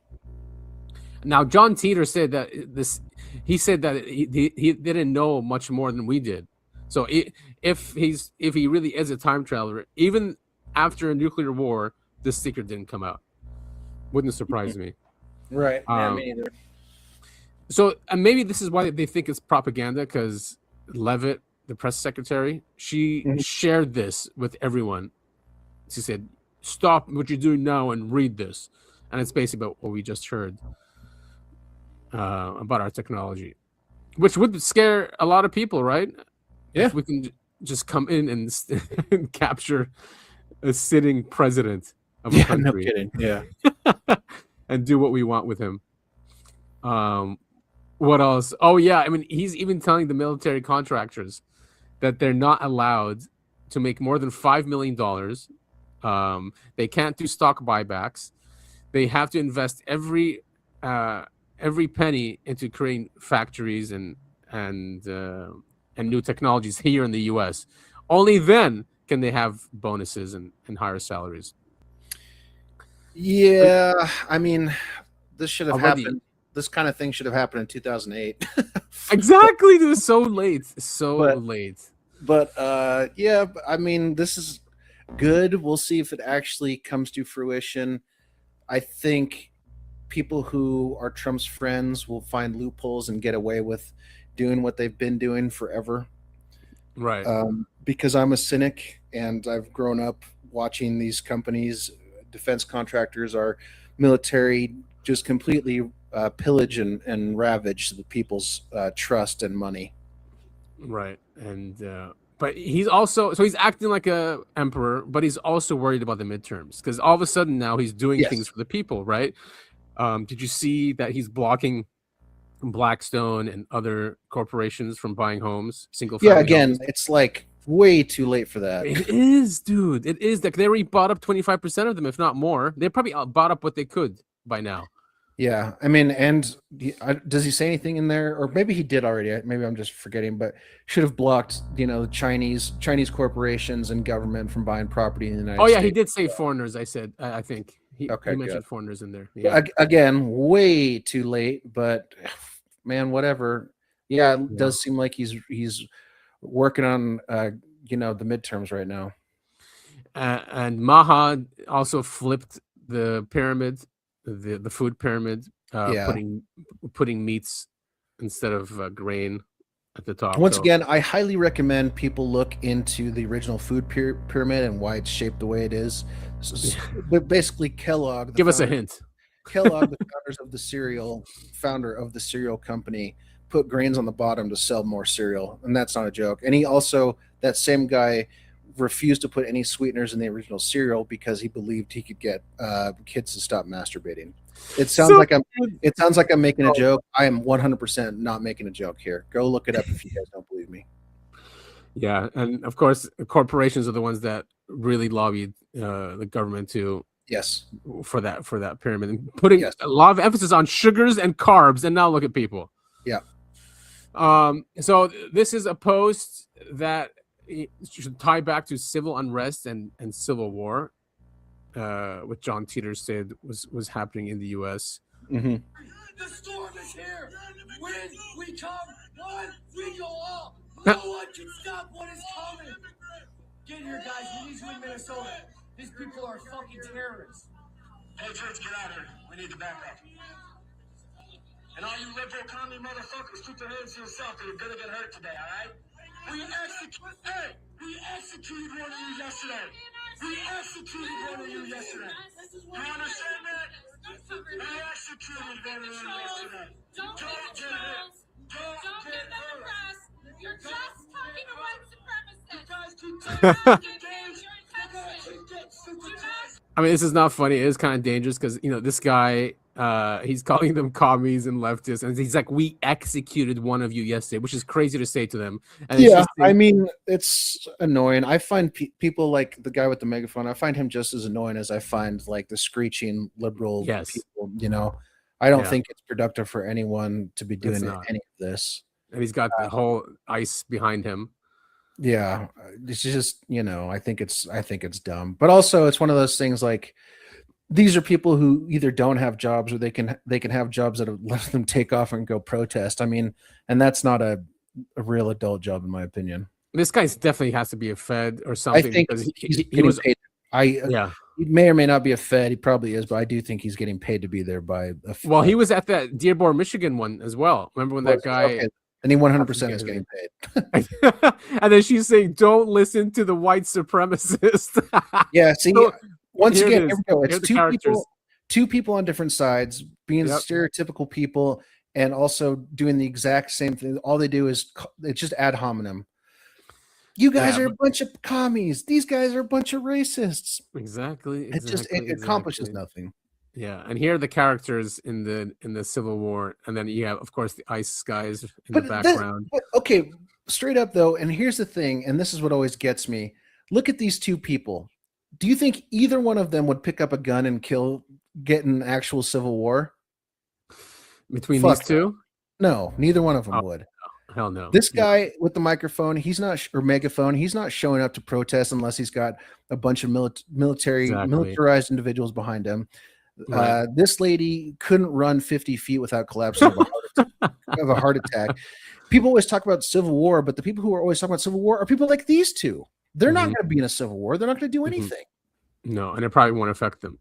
But you know, but it is fucked up what ICE did. I did see that video. Apparently, she ran over one of them before or something. But still, I mean, shooting someone in the face three times, you know, is uncalled for. I don't even want to get into it. I'll just say this. She wasn't there in good faith, just an innocent protester dropping off her kids. He is a deranged individual who didn't need to unload his clip at point blank range because of SUV clipped him. You know, it's two stupid people that are put in situations to cause conflict. That's it. Yeah, you sent me this as well. Class first communist. That's hilarious. So now, and here we go, pushing more conflict, right? Hours after U.S. citizen shot dead by ICE, J.D. Vance says door-to-door operations are coming. So good. We need more conflict and more people getting shot because, of course, that's how this is going to go. I think they're going to use it as an excuse to instill martial law. Here's a question. Are we going to have a Waco event every single day? Exactly, right? Yeah. Sure feels like it, huh? It does. But, this whole door-to-door thing but scares me. Every time someone gets hurt at one of these rallies, it bolsters the people in charge. In this case, it's the Republicans and Trump. It bolsters them and says, look at all the damage the liberals are causing. We need to go door to door. Oh, look at this person who got shot going door to door. We need to instill martial law. So scary. Oh, look, people are fighting against martial law. We need to bring in the military to kill protesters. And then here we go. And then the whole nation's under siege by its own government. Yeah, just like you said. So here's this: two shot by federal agents in Portland. So that was like the next day or 2 days after. I can't remember which. Right. Yeah. It was a day after the J.D. Vance one. Yeah. I mean, it's just it's ridiculous, man. You know, I understand why people are protesting. You know, they see ICE as the Gestapo because they've been trained to view any government action as, you know, Nazi stuff, because what have they been doing for the last 15 years is calling the right Nazis. And on the other side of it, we do have an immigration problem, clearly, that other countries around the world aren't struggling with, because some of them are, but they're not struggling with it the same way we are. You know, and it is a problem that Trump, when he was running on his campaign, he said he was going to take care of, and this is what he's doing. So it's not some big surprise that this is going on. You sent this. I find this very interesting. I've never heard of this. United States Postal Service, the USPS, they send an alarming letter out to all employees and contractors. Letter signals that an impending crisis of civil unrest or epidemic could be imminent. What do they know? You don't. Just days into 2026, USPS issued memos reminding workers to carry, quote unquote, essential service letters and IDs to bypass travel restrictions during emergencies like epidemics, hurricanes, or civil unrest. Rain, sleet, or snow, right? Or hail of bullets. Government prepping while they're in the dark. While we're in the dark, the last time truckers saw these letters in our industry was during the COVID crisis. Right. Yeah, so everyone's gearing up. Do you know about the pizza index in Yes. DC? That's up. The stuff with Iran, it looks like I don't know if we're going to touch on it this episode, but it looks like U.S. and Israel are gearing up for a fight in Iran. And Iran's been having the protests and all that shit going on recently too. So, just trouble's brewing. Oh yeah, I mean, for the first time since with the Doomsday plane in its 51-year history, what's believed to be the first appearance in its 51-year flying history, the Boeing 747 E-4B Night Watch, also known as the Doomsday plane, showed up at LAX during Thursday's airline videos live broadcast and most likely be the highlight of 2026. And that's scary. Yeah, for those who don't get it, this is a mobile fortress for the president during times of crisis. It must be so heavy because apparently it's blast proof. Like has lead. Yeah, it supposedly has protection against nuclear explosions, which is wild. I mean, it's not going to survive a direct hit or anything like that. Right. Exactly. If an explosion somewhat nearby, it's supposed to stay airborne. Correct. Yeah. So I guess the entire administration would be on this thing if World War III breaks out. Yeah, and I imagine a bunch of right-wing YouTubers will find a seat on there as well. Yeah, Laura Loomer would definitely be on there. Yeah. Yeah, let's save her. No, please, let's not save her. So that's really scary. It is. We're sending. I hope it's just doing some practice runs. It landed near DC and it took off. It takes off from Omaha, I want to say, right? Was it Nebraska? Yeah. Anyway, landed at LAX. Wait a minute. Where this video came from. Then John Titor said that's where the new capital is in Nebraska. Yeah, God, we didn't get to that, did we? Yeah. According to John Titor, DC gets bombed. A bunch of East Coast cities get bombed, and they moved the capital of the U.S. to Omaha, Nebraska. Right. Because it's smack in the middle of the U.S., so it's harder to get to. Which I think, if I remember correctly, when they first were created in the United States, didn't they want to move the capitals to the middle of the country, or am I misremembering something? That would make sense, So I would think so. I think DC is on the border between the North and South, and that's why they chose DC, right? DC was interesting. I think you're right, but also when they built the capital there, it was just a swamp, and they built a swamp. They kind of built it out in the middle of nowhere. I think that was part of it as well. It was kind of in the middle of nowhere, and so it would be difficult for a ground army to get to it, because that's of course when that was established, that's what we had to deal with. There were obviously no planes flying around. That is funny that it was a swamp, and then we're dealing with the swamp. Yeah, right. Dealing with swamp creatures. And they are swamp creatures. Look at shit. The guy we pulled up last. Never mind. Forget it. Mitchell. Never mind. Mitchell. Wait. Mitch Connors. Mitch O'Connell. Yeah. And of course, people are World War III is on people's minds, and they're asking. There are two sides: one, Russia, China, Iran, Yemen, North Korea; two, NATO, United States, Israel, and UK. Which side will you stand? So, Titor said that Russia will bomb China. Yeah. The only reason why. I don't see China and Russia as allies. I see them both as being anti-US and anti-Israel, but that's just me speculating. Right. Yeah. No, I mean, you're right. Well, John Titor, if I remember correctly, says that, yes, they are on the same side, but then China stabs Russia in the back or something, because that's how the US can get to China, get to Russia through China. Yeah, it makes sense. Well, I mean, yeah. Really? Because I mean, Alaska's like right there. We could go through Alaska, but whatever. Oh yeah, that's I guess as well. Yeah, you'd have to go all the way through Siberia, where there's a whole lot of nothing. Right. Yeah, man. It's. I think we're gonna get Greenland. They're not stopping. Yeah, well, it's an interesting, Trump's put them in an interesting place, right? Because he's saying, what is NATO going to stop us? We are NATO, right? And so all the European governments are freaking out, like, oh, U.S. can't do this, and the U.S. is kind of putting them in a place that says, do something. If Right. if you really think Greenland doesn't belong to us, do something about it. And they're going, Right. well, we'll call on NATO. And then you go to NATO, and it's like, well, NATO, most of the strength of NATO comes from the U.S. So it's like, what are you going to do? And that's why I think Trump is posturing, is because he doesn't really want to go to war, but he knows that it's it's not a threat from Europe if they decide to go to war. So he's hoping by blustering like this, they'll make it some sort of deal where they'll sell us Greenland or whatever. Yeah, I mean, I think we're paying 10 to 100,000 per person, and they get U.S. citizenship. Apparently, it's the people of Greenland that are for this. They are Inuit. Did you know that? They're the Native Americans, or I didn't. the Inuit tribes, which I thought were only in Alaska, but apparently they're in Greenland as well. Despite all this, I'd love to go to Greenland. Me too. Especially that it'd be a state or something. Yeah, I mean, maybe it'll end up being like Puerto Rico. It'll be a territory. Yeah, I was looking for that list of the 66 global organizations for you. Oh, here we go. Oh, let's see if anything sticks out. Economic and social affairs. That's an interesting one. Yeah. ECOSOC. Yeah, I understand why Trump would pull out of those. I don't agree with it, but I know why, because it doesn't have anything to do with Americans in there, and that's what he pretends to be focused on. Exactly. International Law Commission, no one pays attention to that. Netanyahu's still out there running the world, so Yeah.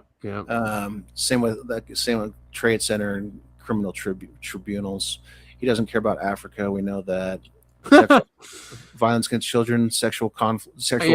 He doesn't care either. He doesn't care. He supports it and Epstein. carries it out at parties with Epstein. Yeah. Peace building obviously doesn't care about that. Doesn't care about anything UN. So we don't even have to look at those. Yeah. So like half of them are basically UN. Yeah. I I wouldn't be surprised if the UN ends up either dissolving or becoming completely irrelevant within. I mean, that's what Israel wants, because in 5 their or 10 prophecies, years. the UN is in Jerusalem. So I bet you that's why he's doing it as well. He's trying to destroy the UN to have even right now what power does the UN have? Nothing anymore. We used to go. Remember the Iraq War, the original one? Bush went to the UN and made a case for the war. We don't give a shit anymore. The UN is corrupt as hell now. I mean, you look at the committees that they put together and who ends up on those committees. It's ridiculous. Yeah, and then 35 non-UN organizations as well. Carbon-free energy compact. Yeah. Doesn't care about that. Education clearly doesn't care about that. All this stuff that you see on here is stuff that the U.S. its primary focus should be on the U.S. right? Absolutely, but dude. they don't do any of this. That's what's so frustrating about it. I mean, look at these pulling out of organizations just wasting money. It's just so much waste. They're pulling out of these international organizations where they don't do anything except spend money. Exactly. And you would hope they would come back to the United States and say, okay, like renewable energy, for instance, solar panels, great, good stuff, right? Let's pour that money into our own, U.S. companies that specialize in solar power, whatever it is. Let's figure out how to make this more available, more affordable, but they're not going to do that. They're just going to let us continue living off of oil and poisoning ourselves with microplastics. Sorry, I guess I'm really cynical today. No, not at all. I did you also see the news of that Lindsey Graham now is wants to accelerate ending funding to Israel? Lindsey Graham. Yeah, but I also saw an article that says that Israel is now posturing that they want to be completely independent. Exactly. That's what he used. Yeah. So it is. I mean, that would be a huge difference. But that means they can do what they want, and we can't tell them what to do. I think that's what right. they want to get out of it. Right? The article I was saying was like, for instance, Israel was going to sell a bunch of weapons to China, and Biden's administration came in and said, "Hey, no way, Jose, you can't do that." If they do become independent from the United States, then they don't have anyone that says, "No, you can't do that," so they can sell to whoever. Things like that. Yeah, exactly. So we don't. Yeah. But they're also looking for a 20-year deal. I don't think they don't get that anymore if they lost Lindsey Graham. But basically, Lindsey Graham saying, well, if Trump wants to up the budget from $1 trillion to $1.5 trillion, we have to save where we can. And since Israel wants to leave us or something in 10 years, I'm going to accelerate that. It's just crazy to think that Lindsey Graham would even utter those words. But yeah, it's wild. It's strange. It's some strange times. So, all right. John Titor. Now, were they educated about our problems and how to solve our problems? Were they able to project out issues? Because in the year 2000, we were still an empire, right? Just covertly, like you said. We were in Latin American countries. We're all over the world. We went through like so many wars after World War II. We've never declared war, but we're still at war constantly. Yeah. So we were still acting like an empire. And we were. I mean, I was having this conversation the other day with my brother and his buddy. I was talking about Taliban and how the U.S. provided weapons to the Taliban and gave them training to fight against the Russians in the Middle East. We put Saddam Hussein and George W. won, or not George W. won. Sorry, George Bush won. I should say. Put Saddam in power. Of course, a number of years later, guess who's the big we bad? used him. We used him to do a war with Iran. I mean, a million people the big died. bad guy in the Middle East when we need it. Right. We have a huge terrorism attack that happens on U.S. soil. Most amount of Americans killed in a terrorist attack. Almost all the hijackers came from one country. And did we attack it? No. I mean, it's all smoke and mirrors. It's ridiculous. Yeah, we have to. I mean, if you're so far advanced in the world, I mean, let's be honest. When we were doing nuclear research and the nuke and all that in the 40s, most of the planet was still very, very poor, uneducated, illiterate. Like seriously, I'm not kidding. Like just the Middle East alone, I think they were still all intense. This is in the 40s, right? Roosevelt went in the 50s. I forgot when we found oil there, but the construction and the modernization of that region didn't happen until post World War II. So, my point is, and then we had the National Security Act and the Black Budget Project and the policy of us to be 50 to 100 years ahead of the world. If that is true, you have to create enemies to justify your budget. If you're like, well, we're so far advanced, we don't need this budget anymore. We are kings on the hill. But if you want to keep that budget, then you have to create, like you said, the Taliban, terrorism, even China. I think China, ISIS for sure. But I think even the creation of modern China is on purpose. Our corporations and our leaders did that probably to create this situation in the future where we have to be scared of China. China's interesting. I think.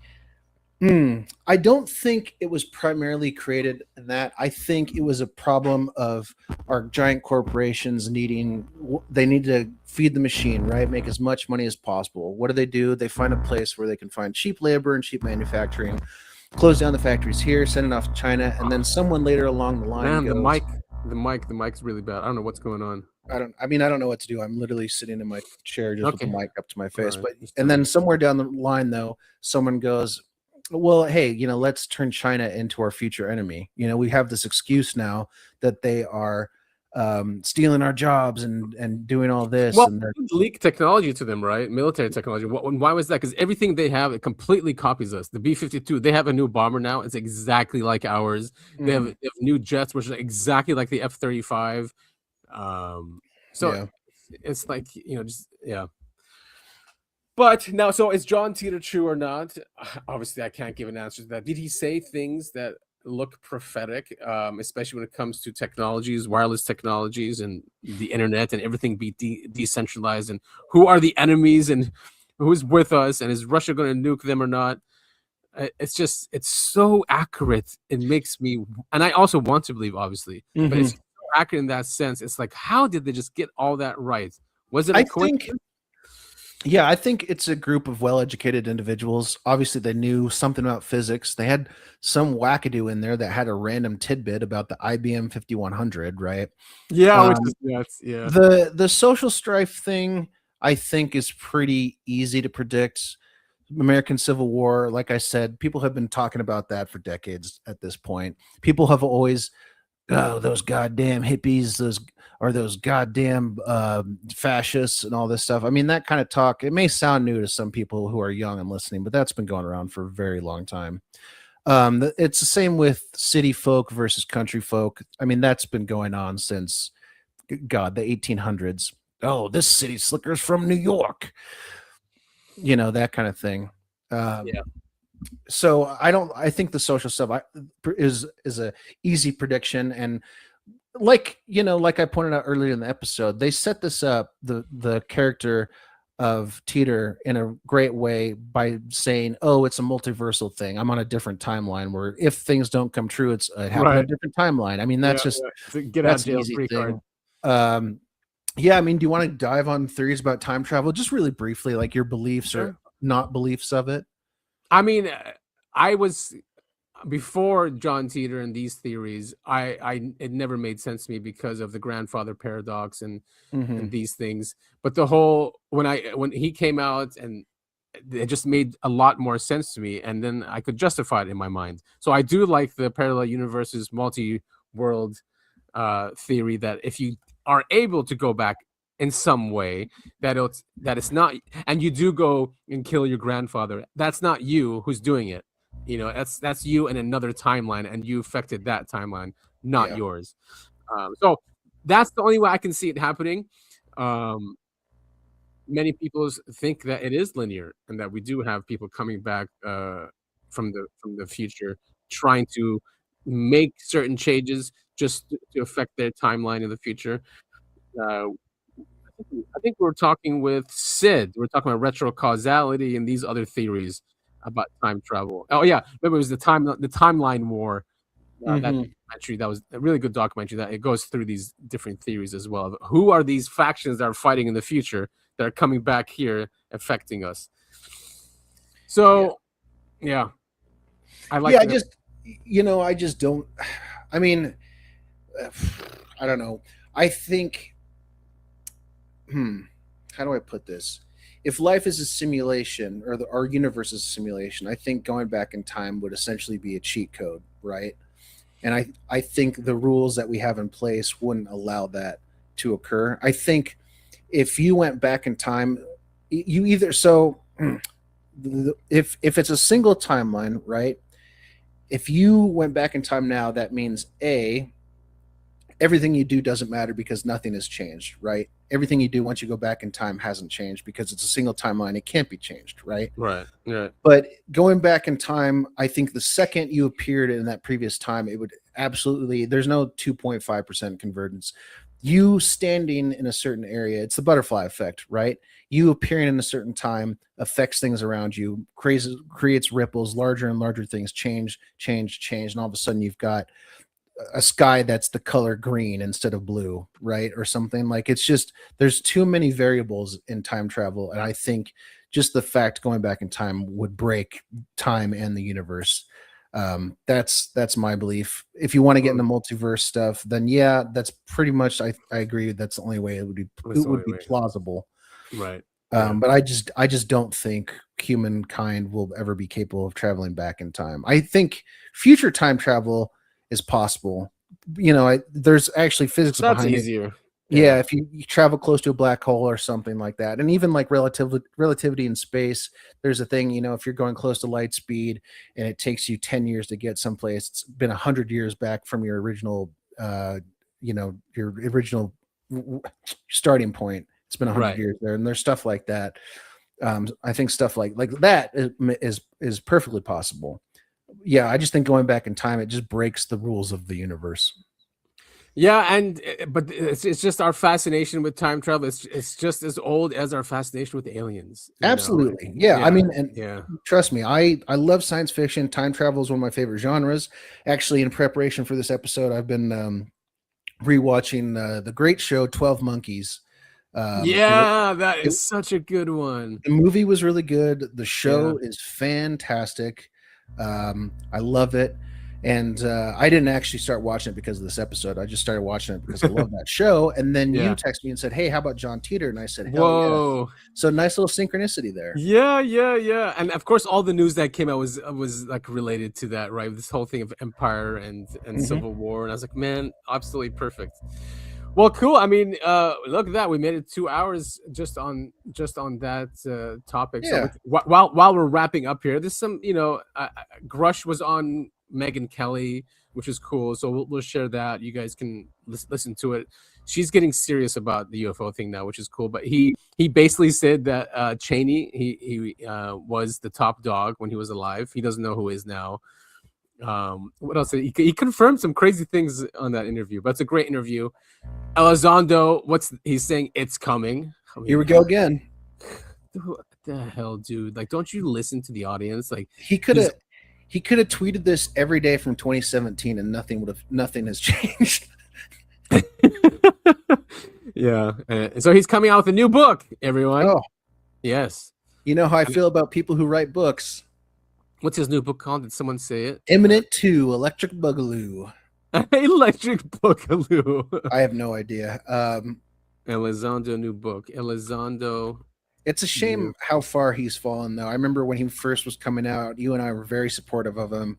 And since then, he's just, I don't know if it's you let a little bit of fame go to your head or the fact that he's still contracted by the government and had to clear everything with them before releasing. And but man, to be fair to the UFO crowd, there was a lot of people who were skeptical about him from the very beginning. Yeah. I mean, that's true. But yeah, once again, if you meet anyone on the street who's going to tell you the secrets of the universe after you buy their book, they probably don't have any secrets of the universe. Right, exactly. I also have Jay's interview on Joe Rogan. Lou Elizondo's new Reckoning. It's called Reckoning is his new book. Yeah, and if you want to hear the secrets of the universe that Adam and I have in our back pocket, you should subscribe to our Patreon. Absolutely, which I'll create really quickly right now. Yeah, I was just saying that we don't have. But here's a secret I'll give you for free. I'm a time traveler. We have a Patreon in the future. Man, and weirdly enough, I have an OnlyFans. Oh, a time traveler. That's in the future, though. Did you see how they're giving visas to OnlyFans people based on their reach? I swear to God, dude, the U.S. is giving visas to OnlyFans people. And their first stop is the basement of a senator. Yes, probably Senator Graham. Yeah. So what Adam has been showing on the screen is a collection of photographs of very clear photographic evidence of UFOs. This was posted on the UFO subreddit. Some pretty good pictures here. Yeah. Were they seem to be from the 90s? Were they enhanced by AI? Because some of them look really. They look really. Yeah, I remember this one. Yeah, I was gonna say some of these I have seen. Some of these I don't recognize. This one I do recognize. A lot of these, to be honest, I'll be honest with you, could be faked, including the Gulf Breeze. I think we did do Gulf Breeze actually. We did. Yeah, we did. And he had faked a couple of those photos. Unfortunately, not all of them. Oh, I remember this one. I do remember that one as well. This is a video actually. So it's I think some of these are taken from videos. There's been a lot of photographic evidence of UFOs, photographic and videographic evidence. Anything new that you've seen in down south? No, you know what? So when I got all those great sightings, we had a different view of the city from where I'm living. Now we're on the south side of town and don't have a great overlook of the city like we did in that Airbnb we were staying in. But trust me, I've got my eyes open. Not unfortunately for me, I love the rain, but it has been dark, cloudy, and rainy here, so not many glimpses of the sky. Do you guys have any volcanoes there? Huh? Volcanoes? Any active volcanoes or anything like that? I don't know. I can look into that. I have seen a lot of fake. How do I make a good joke about this? You know what? Never mind. Moment's gone. What the hell is this? I don't know. He changed it. Yeah, that's why I wanted to bring it up. Like, what the hell? Maybe Topher can. Did you read this before you saw it like this? No, I was putting together the show, and then you gotta start. When I send you Reddit links, you gotta look at them quick because they'll oh no, I did that, but like this I had to press on something. No, dude, I look at it immediately. Oh, weird. Because it doesn't look here. I'm gonna See? pull this. Click to see new No, no, spoiler. no. Yeah, I know, but that's because he had it spoiled and you would click it like normal, but he edited the post obviously.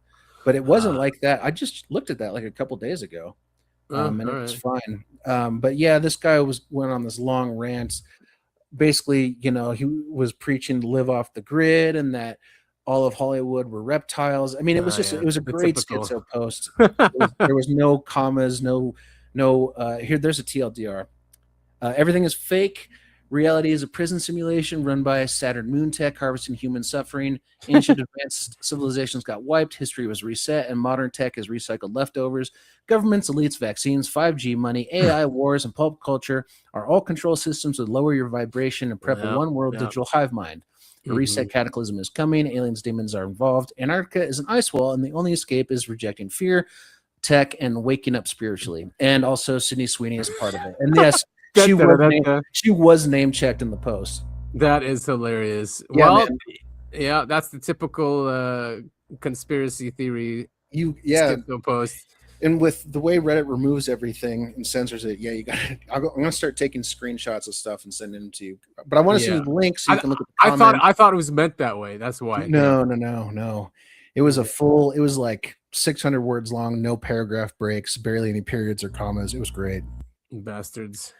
But yeah, that's John Titor. I'm still not 100% sure on how to pronounce his name, but love the story, love time travel. Yeah. Again, my belief is that this was a very, very well done hoax. It has to be. I think the only quote unquote real posts from quote unquote real John Titor are the messages to Art Bell at Coast to Coast, and some of the original postings on the internet, and then some people, took up the mantle and tried to. Yeah, and many people have come forward and said it's them. There's a good book by Mike Savu as well. Yeah. It's a good book. He goes through all that, but he also comes out at the end that he's not 100% sure that it's a hoax, but leaning to that it is a hoax. Yes, because there's so many inconsistencies in the people that have come out and they have claimed that they ran the operation. And there's inconsistencies in the story. There's inconsistencies in the tone and the writing style, which makes many, including myself, to think it was more than one person. More than one person, exactly. Yeah, and that they answered questions really easily. They even said like some of the people who are even asking the questions that they were part of the operation. That he knew what the question was going to be, and that's how he was able to answer so quickly. Because that was part of the thing is that well, if he's lying, how come he was able to answer so quickly? There's, like I said earlier in the show, there are so many different interviews, articles, podcasts that you can listen to that will dive even deeper into this, and you can just spend hours listening to John Titor and about time traveling. It's really good stuff. It's a lot of fun. Make up your own minds. He did, and it wasn't an archive. The Internet Archive is 400 pages, so the Time Travel Institute forum, you can listen, you can read every single post and questions done. Do that on your own time. It's a lot of fun. Yep.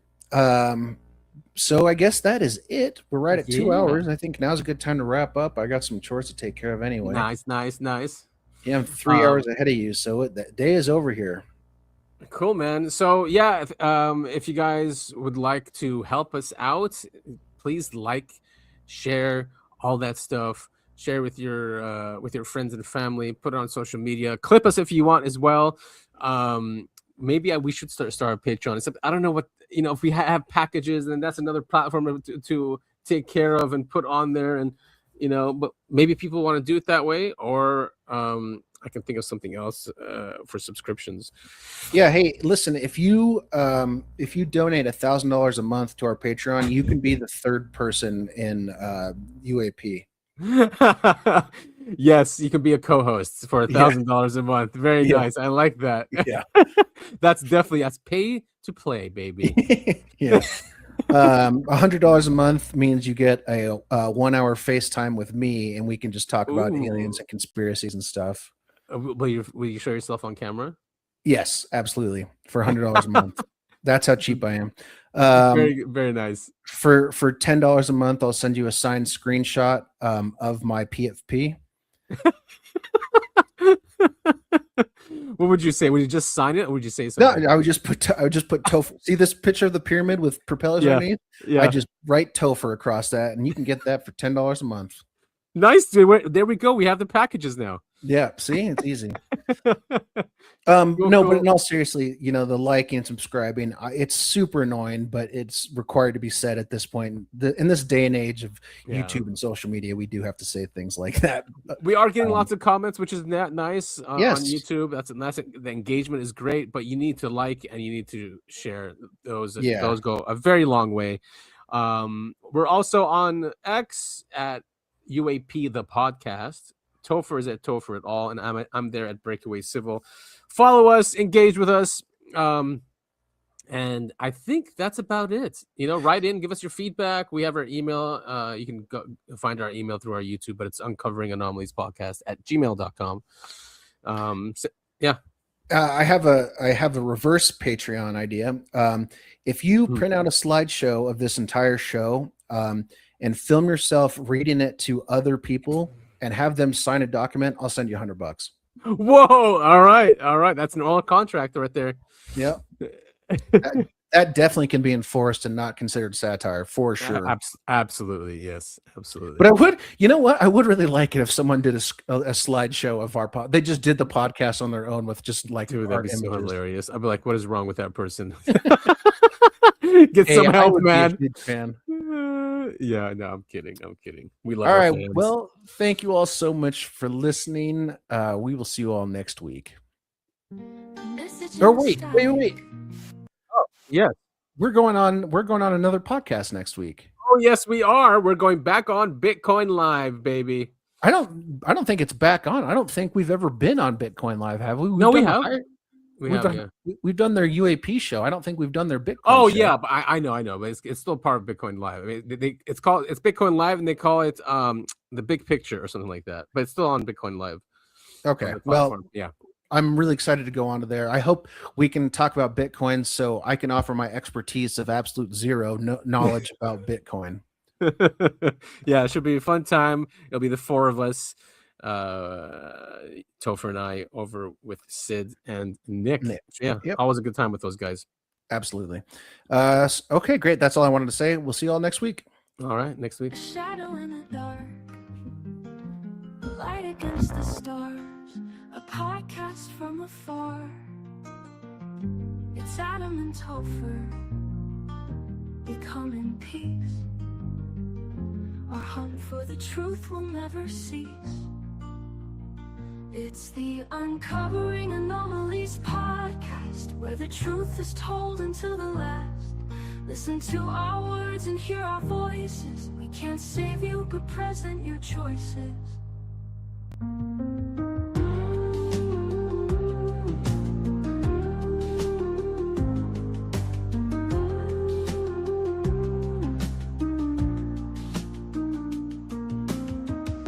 A message in the static, a shadow in the dark, a light against the stars, a podcast from afar.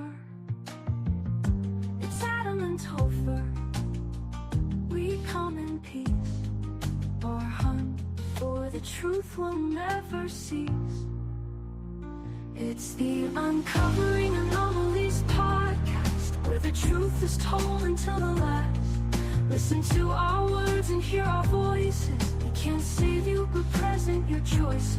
We can't save you, but present your choices. We can't save your choices. We can't save you, present your choices.